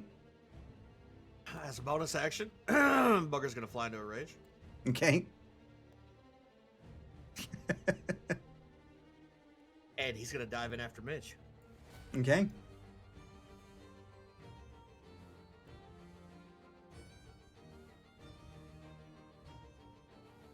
It's a You shame gonna I give me the hit can't. on the beak there? Yeah, if you want, absolutely. If that's what you're going for. That's what I'm going for this turn. Okay.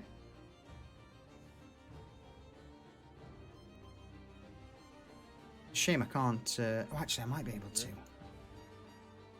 Okay, no, you carry on. I'm just trying to think of some ways to make it so it's easy to see you guys and click on you. 29, straight up That's damage. a- Okay. No, that's a. Oh that's yeah, a crit. it is. It is a crit. All right. You slam pecan pie into the beak, and again shatter the side. It's the main spiked point is still intact, but you've created a rather large hole with pecan pie in the side. And again. Okay. 16. Enough? Well, yeah, it's an auto hit. Oh, that's So- right. That's right. Yeah. 8. So again, with the follow up this time, you don't seem to break as much off, but it still sends several cracks. Nah, I'm gonna re-roll that with Okay. my butcher's bid. Eat it, dude. Wow. my comment still stands. Yep. All right. In that case, it's going to use a legendary action. Is that you done, by the way, Booger? That is indeed me done. Yes. Okay. In that case, another 2 tentacles sweep towards Booger and Mitch. The first one towards Booger. It's absolutely a hit. Okay. And this time, as it hits you, it immediately begins to coil around you. Roll me a... Let's go with strength saving throw.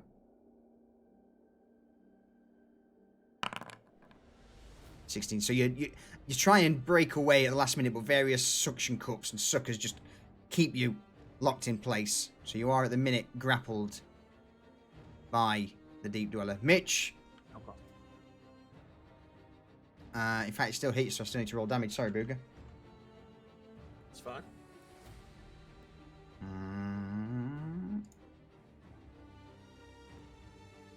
Ignore that one because... So 26 damage to Booger. Half that. Okay, Mitch, over to you. 23. That's a hit. 20 points of damage. I am knocked unconscious. So as the second tentacle sweeps in towards Mitch, Roll me a strength saving throw as well, please, Mitch. 17. 17. At the last minute, before the tentacle slams into you, you manage to just position yourself away from the various suckers. But you are slammed into the main body of the Deep Dweller. The first to fall. All right, Hazel, over to you. So as part of her character sheet, I think she has something that is +10 to swimming. Okay. So if I hit the water, I can add +10 to it, correct? For my So no. regular speed. Normally, when you swim, it's half your movement speed, but the thing brings it back up. So I will allow you. You've been on the ship long enough now. I will say you can use your full movement speed while in water.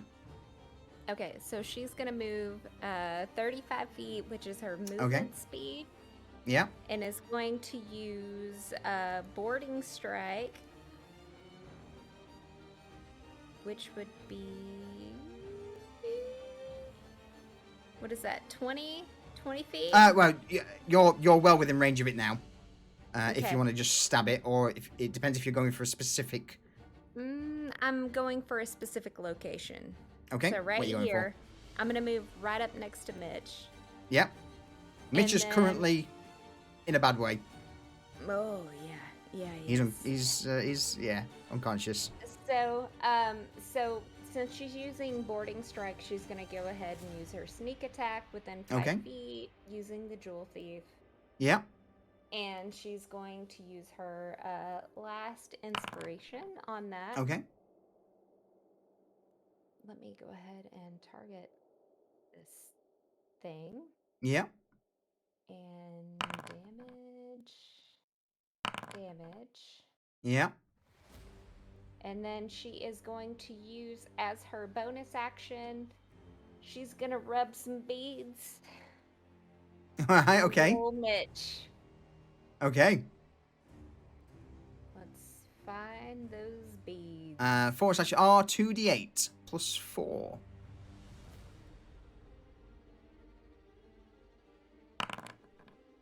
Six. Is that enough to bring you? I was exactly on 0, so I now have 6 hit. Hey. All right. So, you feel the wind knocked out of you, Mitch, and as you drop into the fleshy mass of the Deep Dweller, Hazel comes up behind you, rubbing the bead of heal, or prayer of healing, and pushing it against your back, and you feel a wave of healing energy wash over you. As part of the crew, yes, I'll allow it. Blackburn.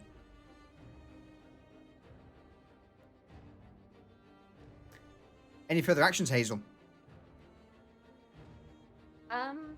No, that is all that she has for actions and has used Okay. all her movement speed. All right. The Deep Dweller. Two of the tentacles now lash out towards the sloop. The first one towards the center of the ship, where Garvash is now, again, trying to regain his breath, having dropped to the deck from the first tentacle. So I'll make Garvash roll a dexterity saving throw. I'm just going to have to move this aside slightly so I can click on Garvash. Dexterity saving throw. He gets out of the way in time. So Garvash rolls as the first... Oh, sorry, go on. I was gonna say, I mean, because of how massive this thing is, Mm-hmm. I know that it's lashing out to Garvash, but could I Yeah. use my sentinel attack on this one? Yeah. I'll allow it. Okay. I'm wondering if I should do that. Again, you know, if you think of anything unorthodox, I'll allow it. Mm-hmm. It So may be I think required. with that, because it's gonna slow the speed so that it can't get away. Correct. Mhm. So I will use that with my vicious dagger. Okay. You can use your normal dagger, you know. Just a normal hit. Oh well, I thought because I had used that. No, you with just can't. my, You just can't use sneak attack. Okay, so I'll use the jewel thief. Okay. Yeah. Better. It's damage. 14. All right. So as the tentacle smashes into the middle of the ship, Hazel, you manage to just again quickly plunge the jewel thief into the base of one of the other tentacles. The ship itself, though, is immediately cut in half. Bits of wood, planks, splinters are sent showering into the air. The mast itself snaps and falls into the water. There goes the our other- deposit. Say again, sorry? There goes our deposit. The other tentacle lashes out towards Vincent.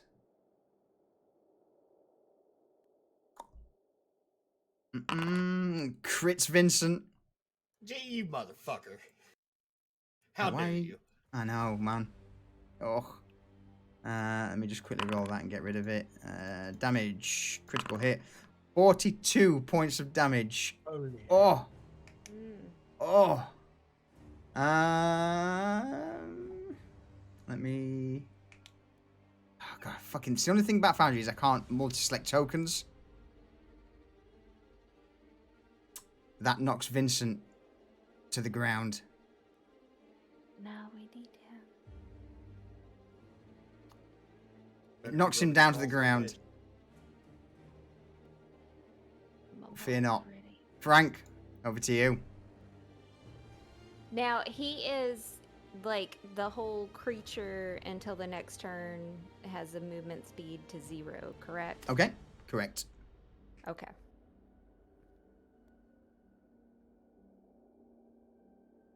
They've got a lot of ways to deal with it that they're not thinking of. They go in with the ham approach. Well, fear not. There's a few tricks. Frank. Lee, you might be muted. No, I'm not muted at all. I'm just thinking. Oh, my bad. He's gonna Listen, destroy it's it in happened one move. before, Lee. You gotta. You know.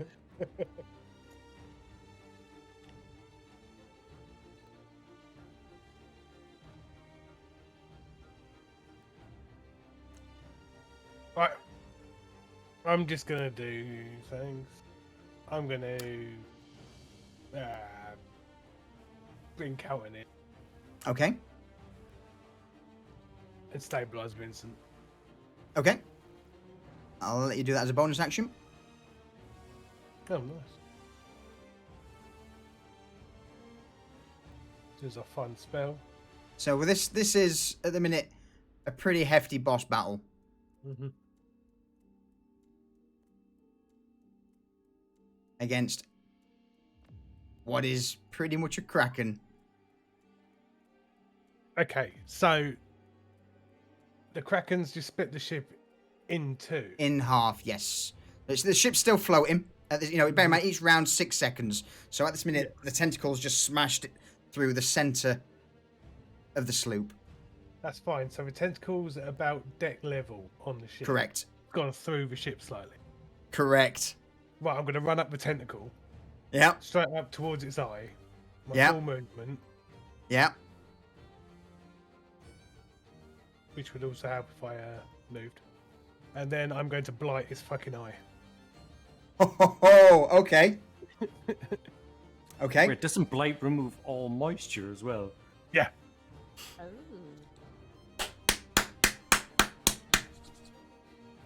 I mean, we knew Frank was gonna blind this motherfucker. But putting him on ice too, like where he couldn't get in the water, would do that to you. Right? It's a deep sea creature. they're used to cold temperatures. Mm-hmm. Oh. Frank, you OP bitch. So,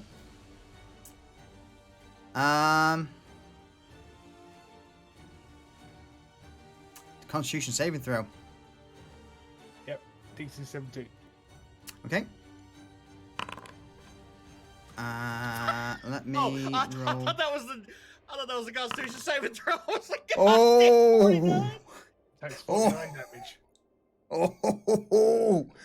So, with one eye already blinded, the second eye immediately just begins to shrivel. All the moisture from the eye is drained away. And this also now begins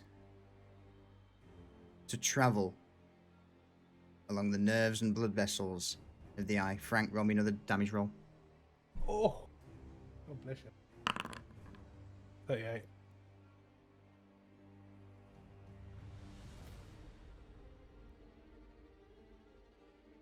You begin to see the entire right side of the Deep Dweller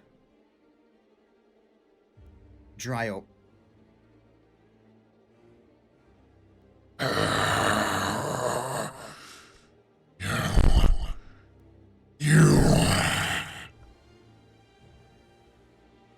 And the tentacles now begin to take on a wild gait. They all begin to swing around, unable to see exactly what they're slamming into. I'm back. Any further actions, Frank? No, I've used my bonus action already. Okay. Mitch, over to you. All right. As bonus action, Mitch is going to use Wholeness of Body Okay. and recover 30 hit points.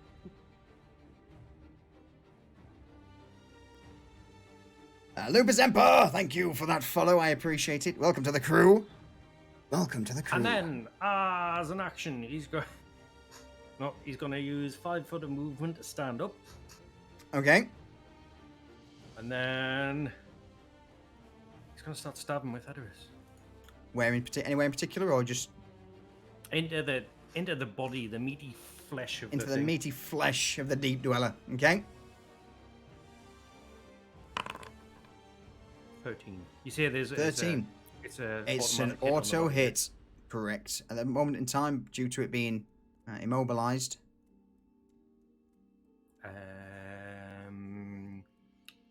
Is it crit damage or normal damage? Normal damage.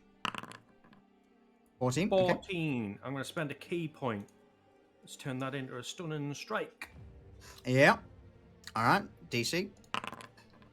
Loves it. Cool. Let's try that again.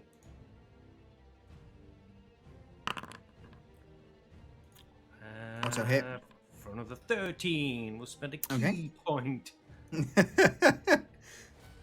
Stunning strike. So as Edoras begins to puncture down into the Deep Dweller, you just cannot seem to wound the creature enough to stun it. I spend a key point. Start doing blows. Will drag you all to the depths. Go for it. Yeah. That 23. again, it's 9. Okay.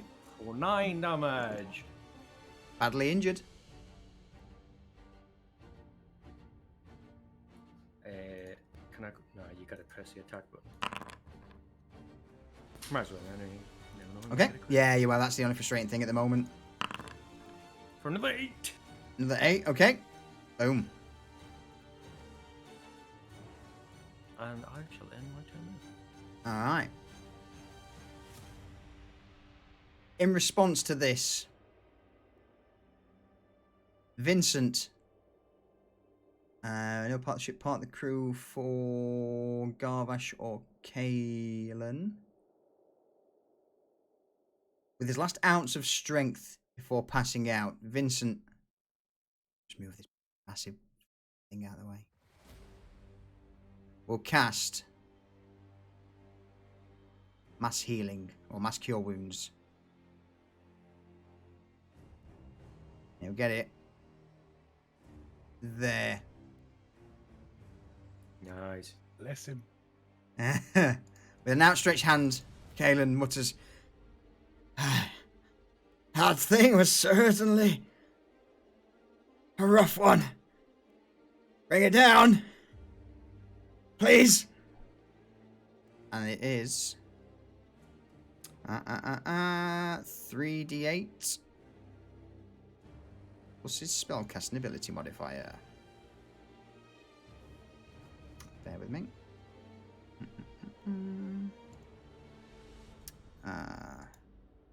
3d8 plus mod, because for some reason it's not saved it, so let me roll that again.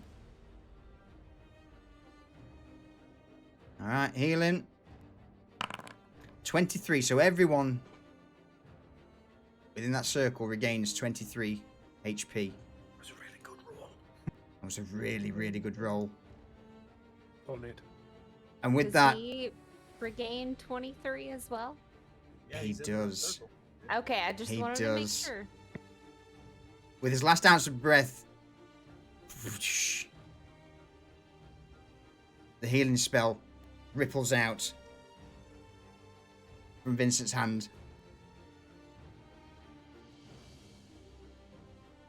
And with that, even Garvash, now feeling better, steps up. Oh! Ow! Where is it? Let me have this damn squid thing! The orc hefts his axe and looks towards the deep dweller. In response to this, the deep dweller itself now feeling this radiant energy wash over the party, begins to emit. To start with a low noise, it seems the feeling that you had earlier, the prickles at the back of the skull, begin to creep up over the entire group. I need everyone to make me an intelligence saving throw. Intelligence. Fuck. Intelligence.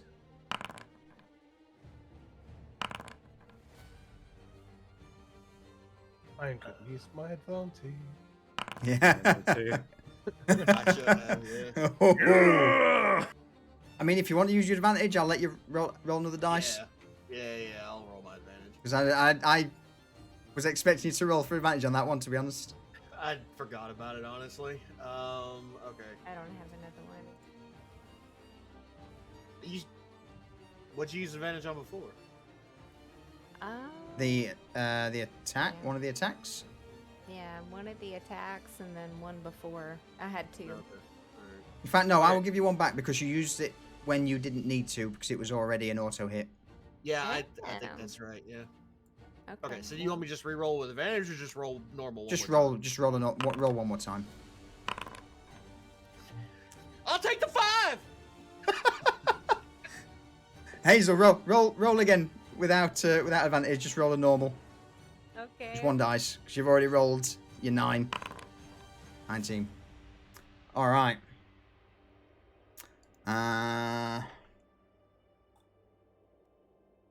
So, ooh. Boogers. For everyone, got that's my beads in his mouth. for everyone that is 20 or above. You take half damage. Oof. Oops, that's not meant to be Garvash. So it's 28 psychic damage as this ripple of psychic energy is emitted from the deep dweller. Do I take half again? Because I'm resistant to psychic damage. Yeah. You son of a bitch. And do I still have a reaction? You do. But it's an attack you can't see. This is Oh, I an can't attack see it. straight Okay. basically against your soul, against your psyche.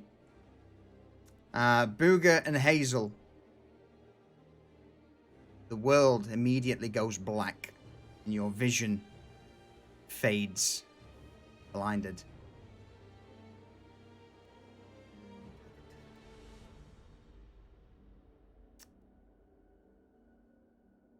Booger. Over to you. Hold on, I gotta fucking blind myself. Okay, so obviously I'm blinded. Yep. And I'm grappled. Am I still like? Am I like away from it now, or am I still right on it? You could attack its tentacle. It's sort of hoisted you 20 to 30 feet in the air at the moment. Okay. Booger's just gonna swing wildly at whatever's grasping a hold of him. Yep. Now, due to the fact that you're grappled, normally with you being blinded, you'd be at disadvantage. But I will negate that and let you do a normal roll. Perfect. Where is normally like my evasion on my character sheet? I just want to read up on it. So if you... What, in Should Foundry be under- or... Should be under features. Under Yeah. D&D And then Beyond. right click up. Features. Yeah, in features. Okay. Thank you, guys. Yeah. Okay. So 27, normal. Okay. Okay. 16 damage, and this is to the tentacle. Yep. Yes. And then I'm gonna hit it again. Okay. Yep, that'll do. 7. And then I'm gonna- combined. Okay. Oh, yeah, go ahead. No, I'm going to say I'm just combining the damage. You are still currently grappled. Yes. I'm gonna hit it a third time with my action Okay. attack. Which is that one. Yeah.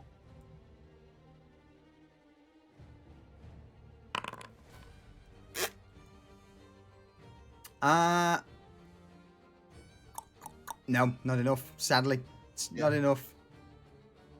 So as you begin to struggle and smash down on the tentacle in your world of darkness, you begin to feel it constrict even more around you. Roll me a strength saving throw, please, Booger.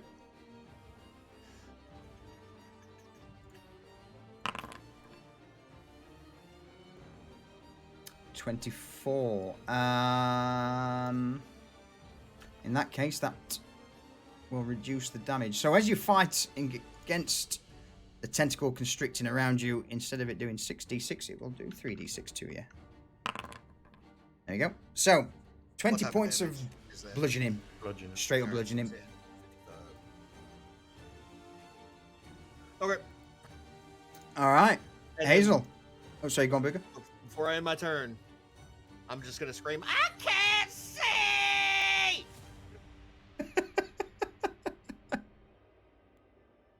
Hazel, over to you.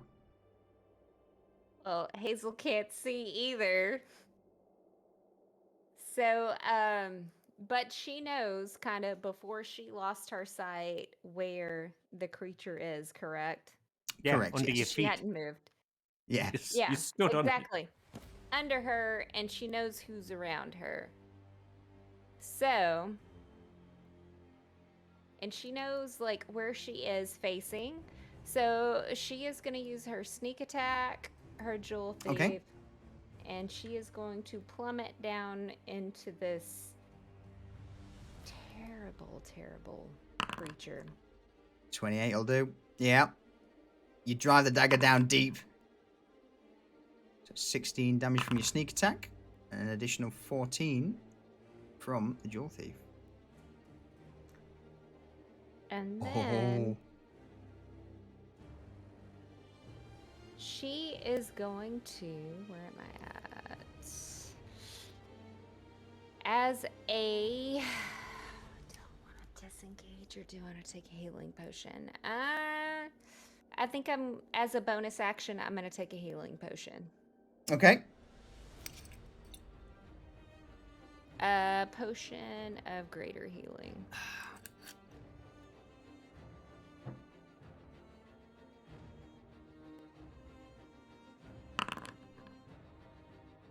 For 16.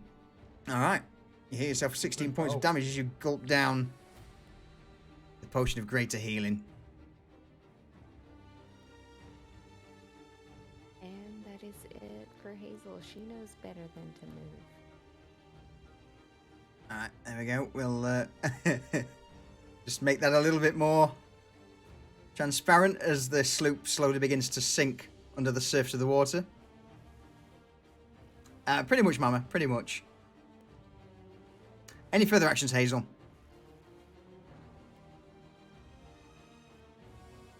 No, that is it for Hazel. All right. The Deep Dweller. Booger, I need you to make me an intelligence saving throw. I'm gonna use my advantage. Okay. 21. That's good. So you take half of that as psychic damage. Perfect. And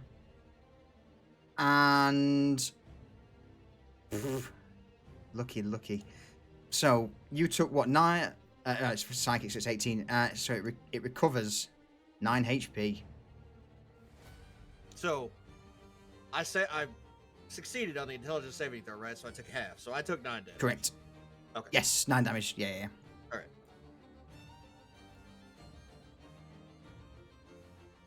Why did I have to Yeah. be intelligent? It's fucking bullshit. I use the strength of my mind. God damn it.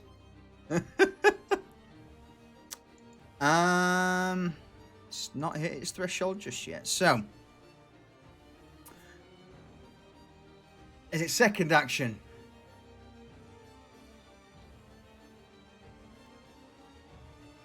It will lash out towards Frank due to him being the one who caused it to be blinded. But because it's trying to strike someone who it's not got hold of, it will be doing it at disadvantage. I mean, that 100% is. Never mind. Due to the writhing tentacles smashing out of the water, Frank, you are caught by one of them. That's fine. It's for 27 bludgeoning damage. Yes. Here it comes. Let me just apply damage. And Okay. I'm going to hellish rebuke the motherfucker. Oh, no. Yep. Oh, man. Oh, God, its fucking dexterity is awful. It's only got 10 dex. By 1 again. It's 37 damage, yo. Go on, Hazel, sorry. Hazel's gonna use her reaction on this Okay. to damage. Using that Centennial. So before you do that, Mhm. Frank, what happens to the tentacle Oh, well, never mind then. that hit you? The tentacle just erupts in fire at the base where it joins the body, and the greater part of the tentacle just flops into the water behind us. And with that, that's 2 of the 7 tentacles. Sorry, 2 of the 8 tentacles removed. Where's it land again? Sorry, just in the water around, or Just in the water in between the sloop and the monster. okay. Hazel, your reaction. My reaction is gonna be towards since that was the tentacle that he had damaged, is gonna be towards the entire, like the main frame of this Oh, monster. let's move that up forward a little bit so you're on it. Not bad. There you go. Okay. 28 will do. For 9 points. That is a rough one. All right. At least some points. Mm-hmm. And Frank, now your actual turn. Okay. With all these writhing tentacles around my friend, Frank is going to cast with his 1 stored spell slot inside his weapon, Okay. Yeah. which I've just got to give myself a spell slot for a sec. Yeah, it's fine. Yourselves. If you can't do it, I can do it for you. I've done it already. I'm going to cast Wall of Fire but instead of in a line, I'm going to make a 20-foot diameter circle around my friends with the flames pointing outwards. So any sweeping tentacles will hit the flames and burn, Oh, all right. as well as taking damage from the Yeah, burning ring on its face. that I don't know is. how to draw that. Throw down a fireball, Oh yeah, okay, yeah, that's cool. Yeah, that's a good way. and then just we'll We'll call it a wall of fire. It's Yeah. different damage though for wall of fire and fireball. yeah. Well, I mean, again, we'll just restore you. I can Yeah. restore you. Oh yeah. I'll just do it with without consuming a spell slot then. Yeah, that's best. Yeah, do it that way. So if I do that, There we go. That's fine by me. I'll allow that. so now if I go into me, so now I'll cast There we go. wall of fire. No, just do the wall of fire off. the Yeah, side, yeah. Goes that way.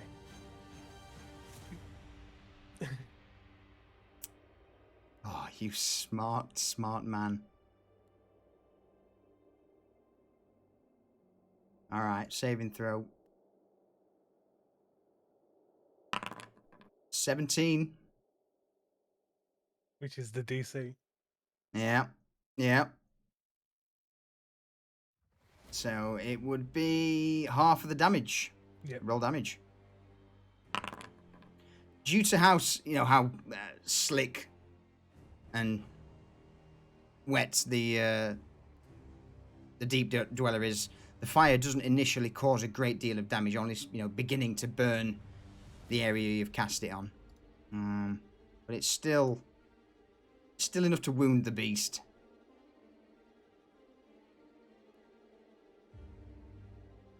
All right. Any further actions? Have I got anything else I can use? No, I think I'm pretty much tapped out at this point. All right. The deep dweller now just seems to be driven mad with rage and anger, having been blinded and having two of its tentacles stripped away. And you see it begin to turn as if trying to move forward and dive into the ocean. Can it move after I had done that reaction? But it finds itself unable to do so for two reasons. One, Water walking. Kalen still stood on deck with his hand outstretched towards the deep dweller. One hand on his temple, the other one continuing to cast water walk, keeping it from delving. And the second one is Hazel's actions. So, it will use a legendary action first to swipe at Hazel.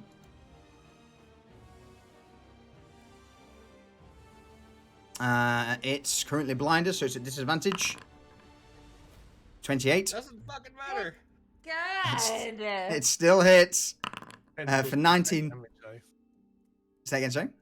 Tentacle's going to take damage though. Yeah. So 19 damage to Hazel. The second tentacle will slash out or swipe out towards Kalen. For 26, it'll hit him for 23 points of damage. And Kalen will need to make a Kalen. Constitution saving throw. I'll take that full 19 because I had used my reaction. Okay. So, as Kalen is hit by the giant, unrelenting force of the tentacle, what did it do? 23. Oof. It knocks him to the deck of the sinking sloop, breaking his concentration of keeping water walk running. But, Frank, roll me damage again on Firewall.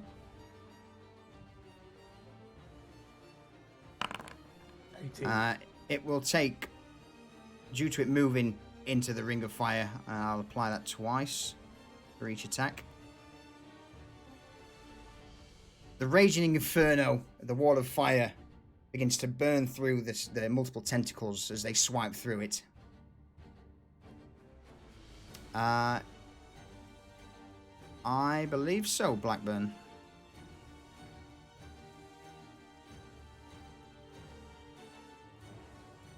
I double check.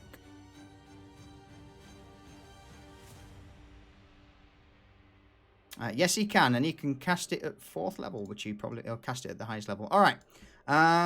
Mitch, over to you. Well, warmed by the soothing embrace of a wall of fire, I know Frank's near. Oh yeah, sorry, Prayer. He has like a 10-minute call. He feels pretty good about himself. So he's gonna stab down Yeah. with Edoris, and every Right. time he stabs, he's gonna extend Edoris and then retract it again, punching deeper and deeper. Nice. Oh, do you know what? If you hit, I'll give you a crit on that one. See, that's what I like. I like creative fucking... 24. Oh, that's That's a hit. Go crit. 18. 18, okay. Second So attack. essentially, Mitch is gonna fuck machine this thing with Edoris. That's what Yeah. I was thinking. I'm glad someone said it. Oh, that's crit. That's an actual crit. Roll me a d20. So roll damage, roll crit damage, add plus 1 d20. Oh, and a d20. Yeah.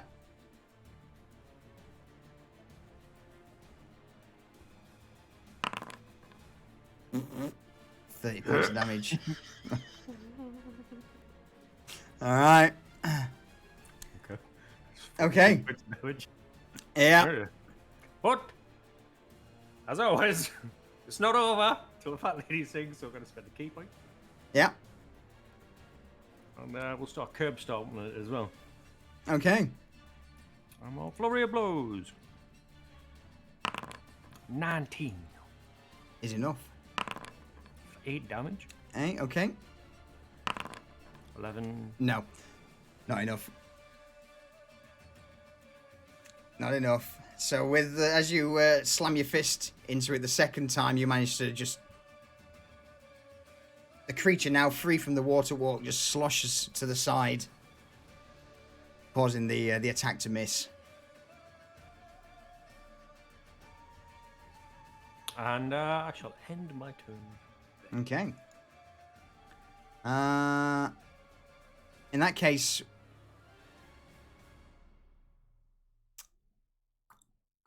Have we got a partnership part of the crew? We haven't, so... It will use a legendary action.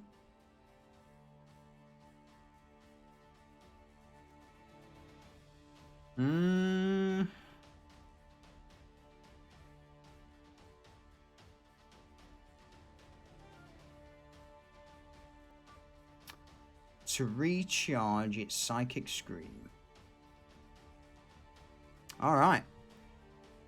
Booger, over to you. I'm assuming I'm still grappled in this thing, Yes.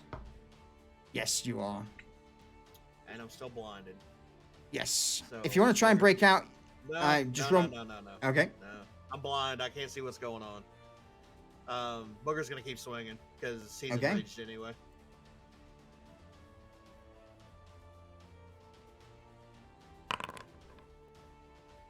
12. You just, as you swing Pecan Pie down, you're jolted to the left by the swaying tentacle. I'm gonna do it again. Okay. That'll do it.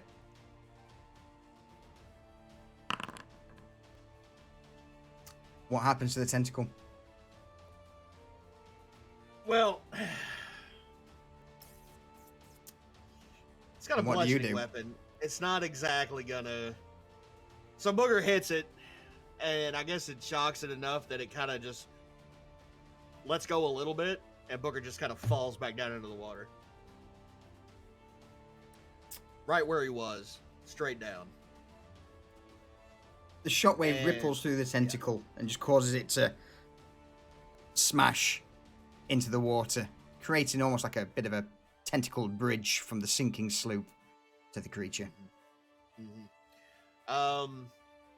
Now, if I fell into the water, are you gonna give me that I'm on top of it again?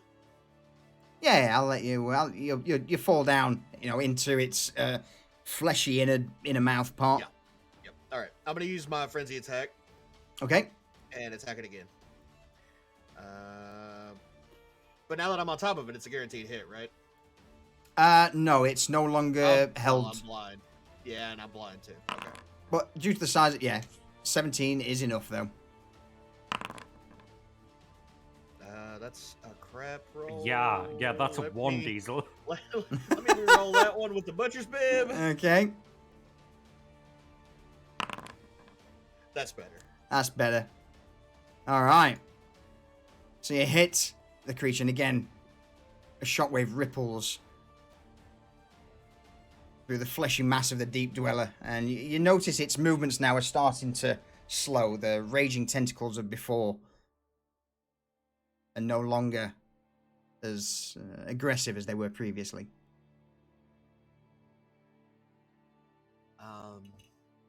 That's me. Yeah, I'm done. All right. As a legendary action, everyone needs to make me an intelligence saving throw.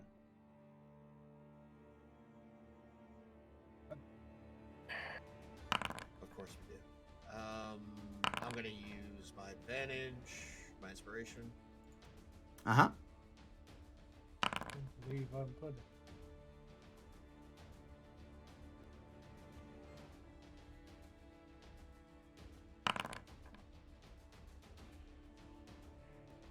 All right. Everyone below 20 takes 20 points of psychic damage Okay. and are blinded. Hazel, you take half of that and are not blinded. So as this psychic force again ripples through the air,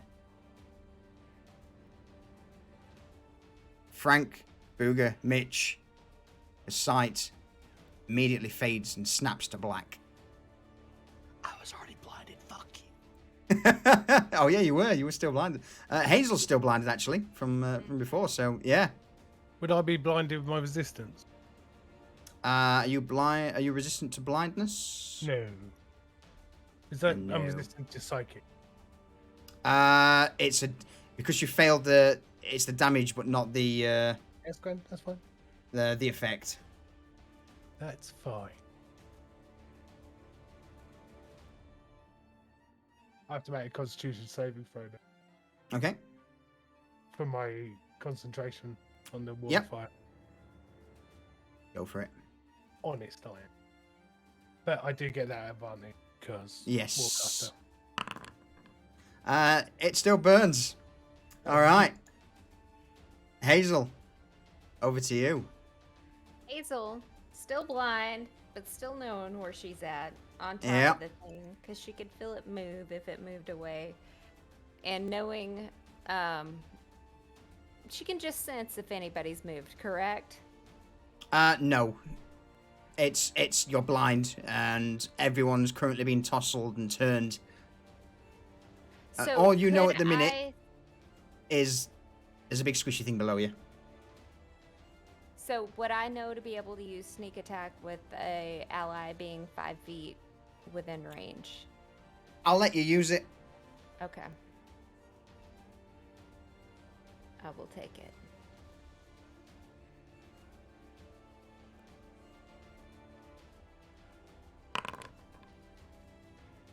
Uh, 28'll hit.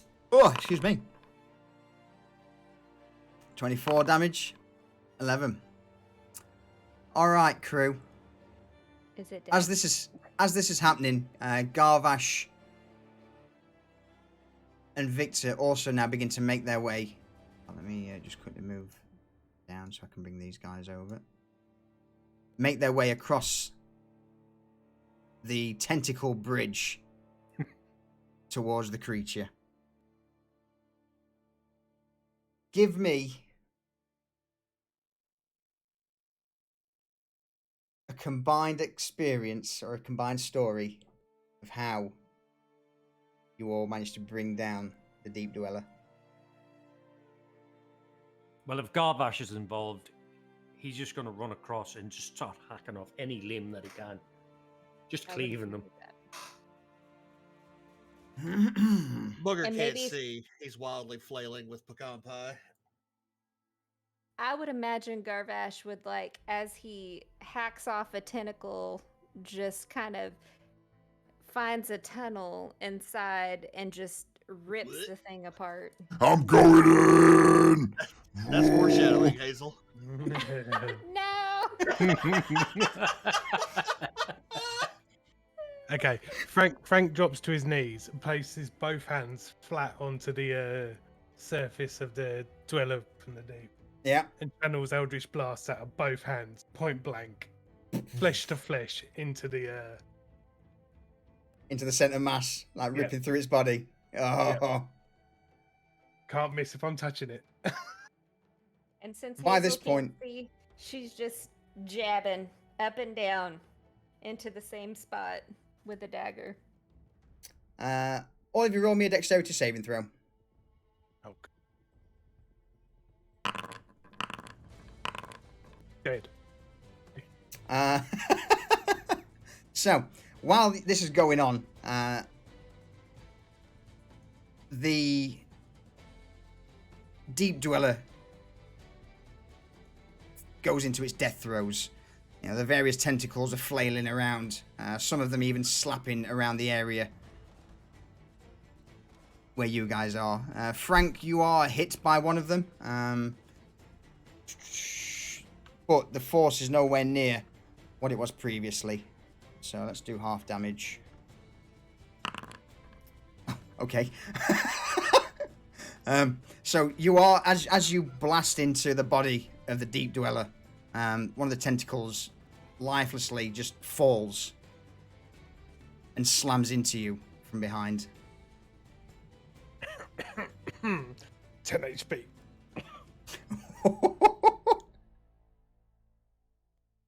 Apart from that, everyone else, you just managed to avoid all of the tentacles as they fall lifelessly, splashing around into the water.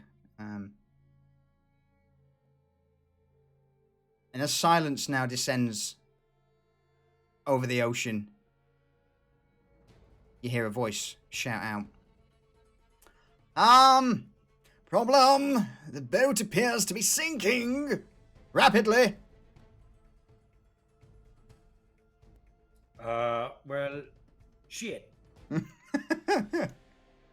we see anything floating, like the tentacles? We're blind.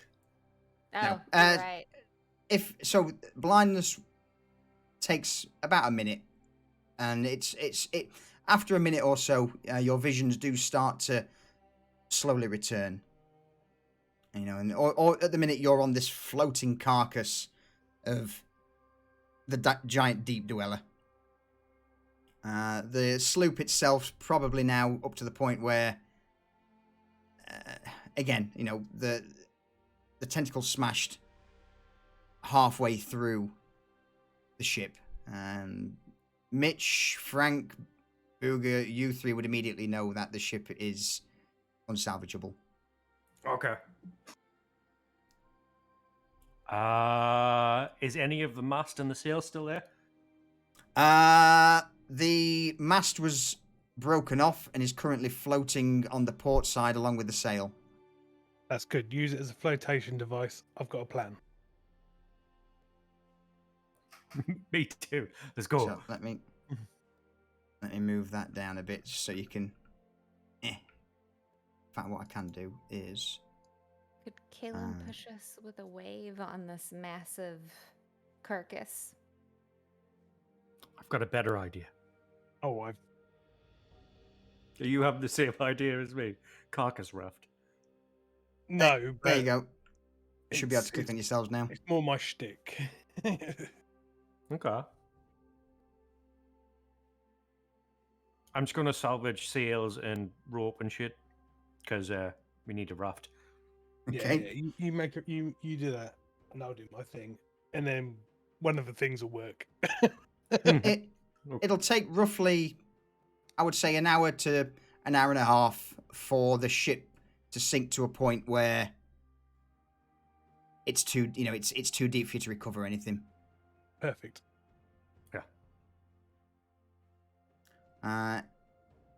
So again, over the, well, go on, tell me what happens over the next hour and a half.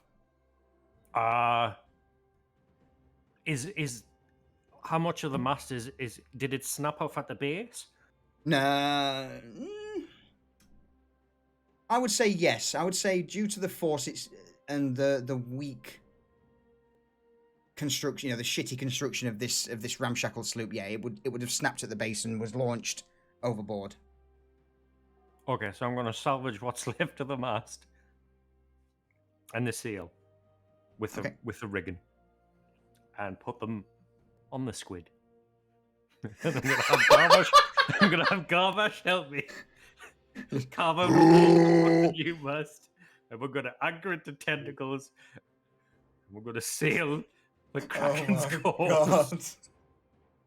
Okay. While this is happening, Uh-huh. Frank drops to his knees and pulls the amulet out from around his neck and starts to chant the song that was in the book that the Gendrick the Blue gave him. Right. And he starts chanting, "When the night is long and full of dread, oh, where am I to go? Oh, we're all good and lost and missing our beds. Oh, lady, take us home. When we've run through our stores and taking is high, and we're nowhere left to roam. Oh, we'll keep our chins up and look to the sky. Oh, lady, take us home." And he sends a prayer to the wandering mistress, the goddess of travellers, to get the crew safely home. Brought a tear to my eye, that did. Yeah, I got. Oh, man. You immediately begin to feel a gentle breeze wash over you all. And the sail that has been implanted in the Deep Dweller immediately flares. The various tentacles now just begin to float, dragging on the side of the Deep Dweller. As the corpse, with, again, very little wind around, apart from this gentle breeze, begins to move. Mitch, you'd immediately recognize this to be heading northeast, eastish, back towards Luskan. And over the span of the next hour, the speed begins to increase. The wind itself, though, still remains calm at the speed of the Kraken. And the wind in the sail is almost divine in nature. Almost.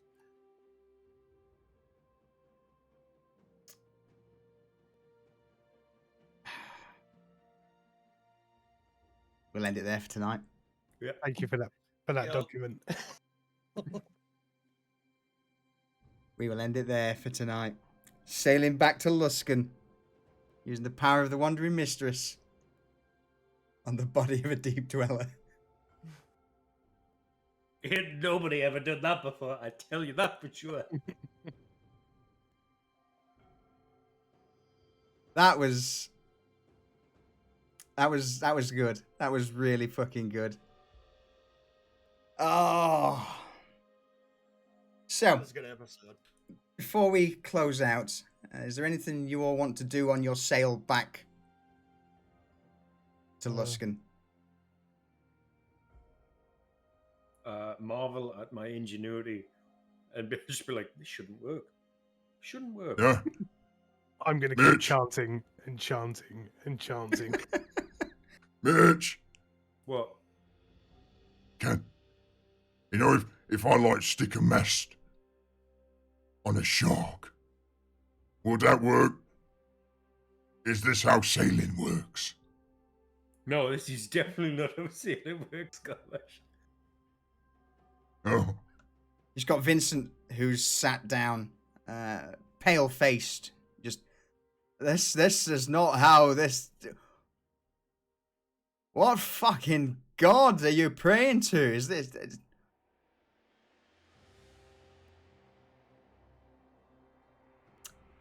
On that, I would say we say goodbye, chat. Goodbye, chat. Bye, chat. Bye. Oh man, right. I'm muting you guys up. I will. Yeah. I'll be right back.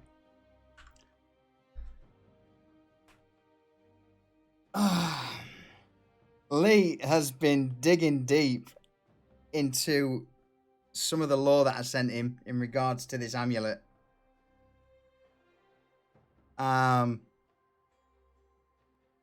Fucking well played. Well, I was fully anticipating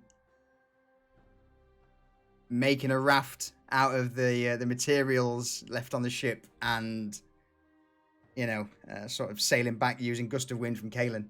I was not expecting them to stick a mast into the floating corpse of a sea creature and pray to the warden, the wandering maiden, to take them home. Well fucking played. Well played. That was great. That was fucking ingenious.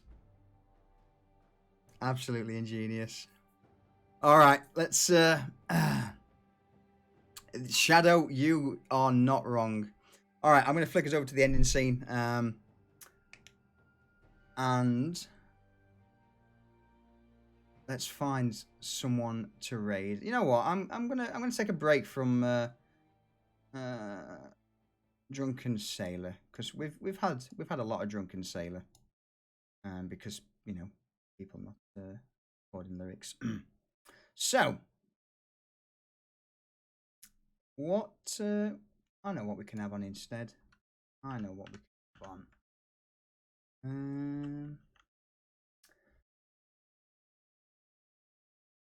Let's throw in this.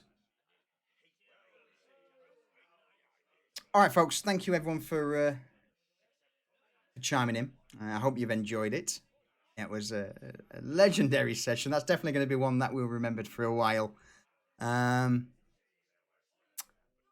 Let's go find someone to raid, I guess.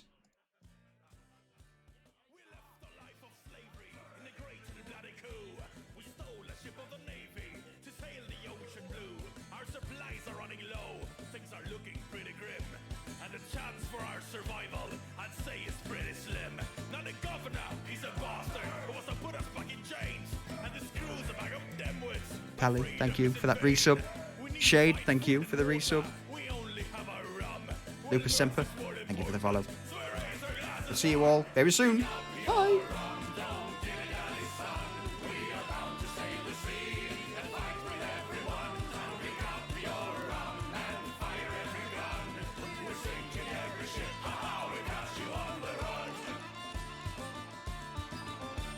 The seven seas are treacherous, and our captain is deranged. He's a raving, psychotic madman. A mutiny was arranged. We made him walk the plank, and we fed him to the sea. Down Davy Jones' locker to crack it with ye. And a new man was chosen to lead our rugged crew. But this man is a woman, I'm telling you it's true. She's brave and stout-hearted, and unmatched with a gun. Now we raise our glass together, we raise our glass as one. Pick up your rum, don't dilly-dally son. We are bound to save the sea and fight with everyone. Oh, pick up your rum and fire every gun. We're sinking every ship, we got you on the run. With a living crew of 7, a half dead one of 5, none of us will go to heaven. Straight to hell we die, and our sins are way too complex to sing them all in song. But let me tell you this, our list is very long. We pillage, burn and loot,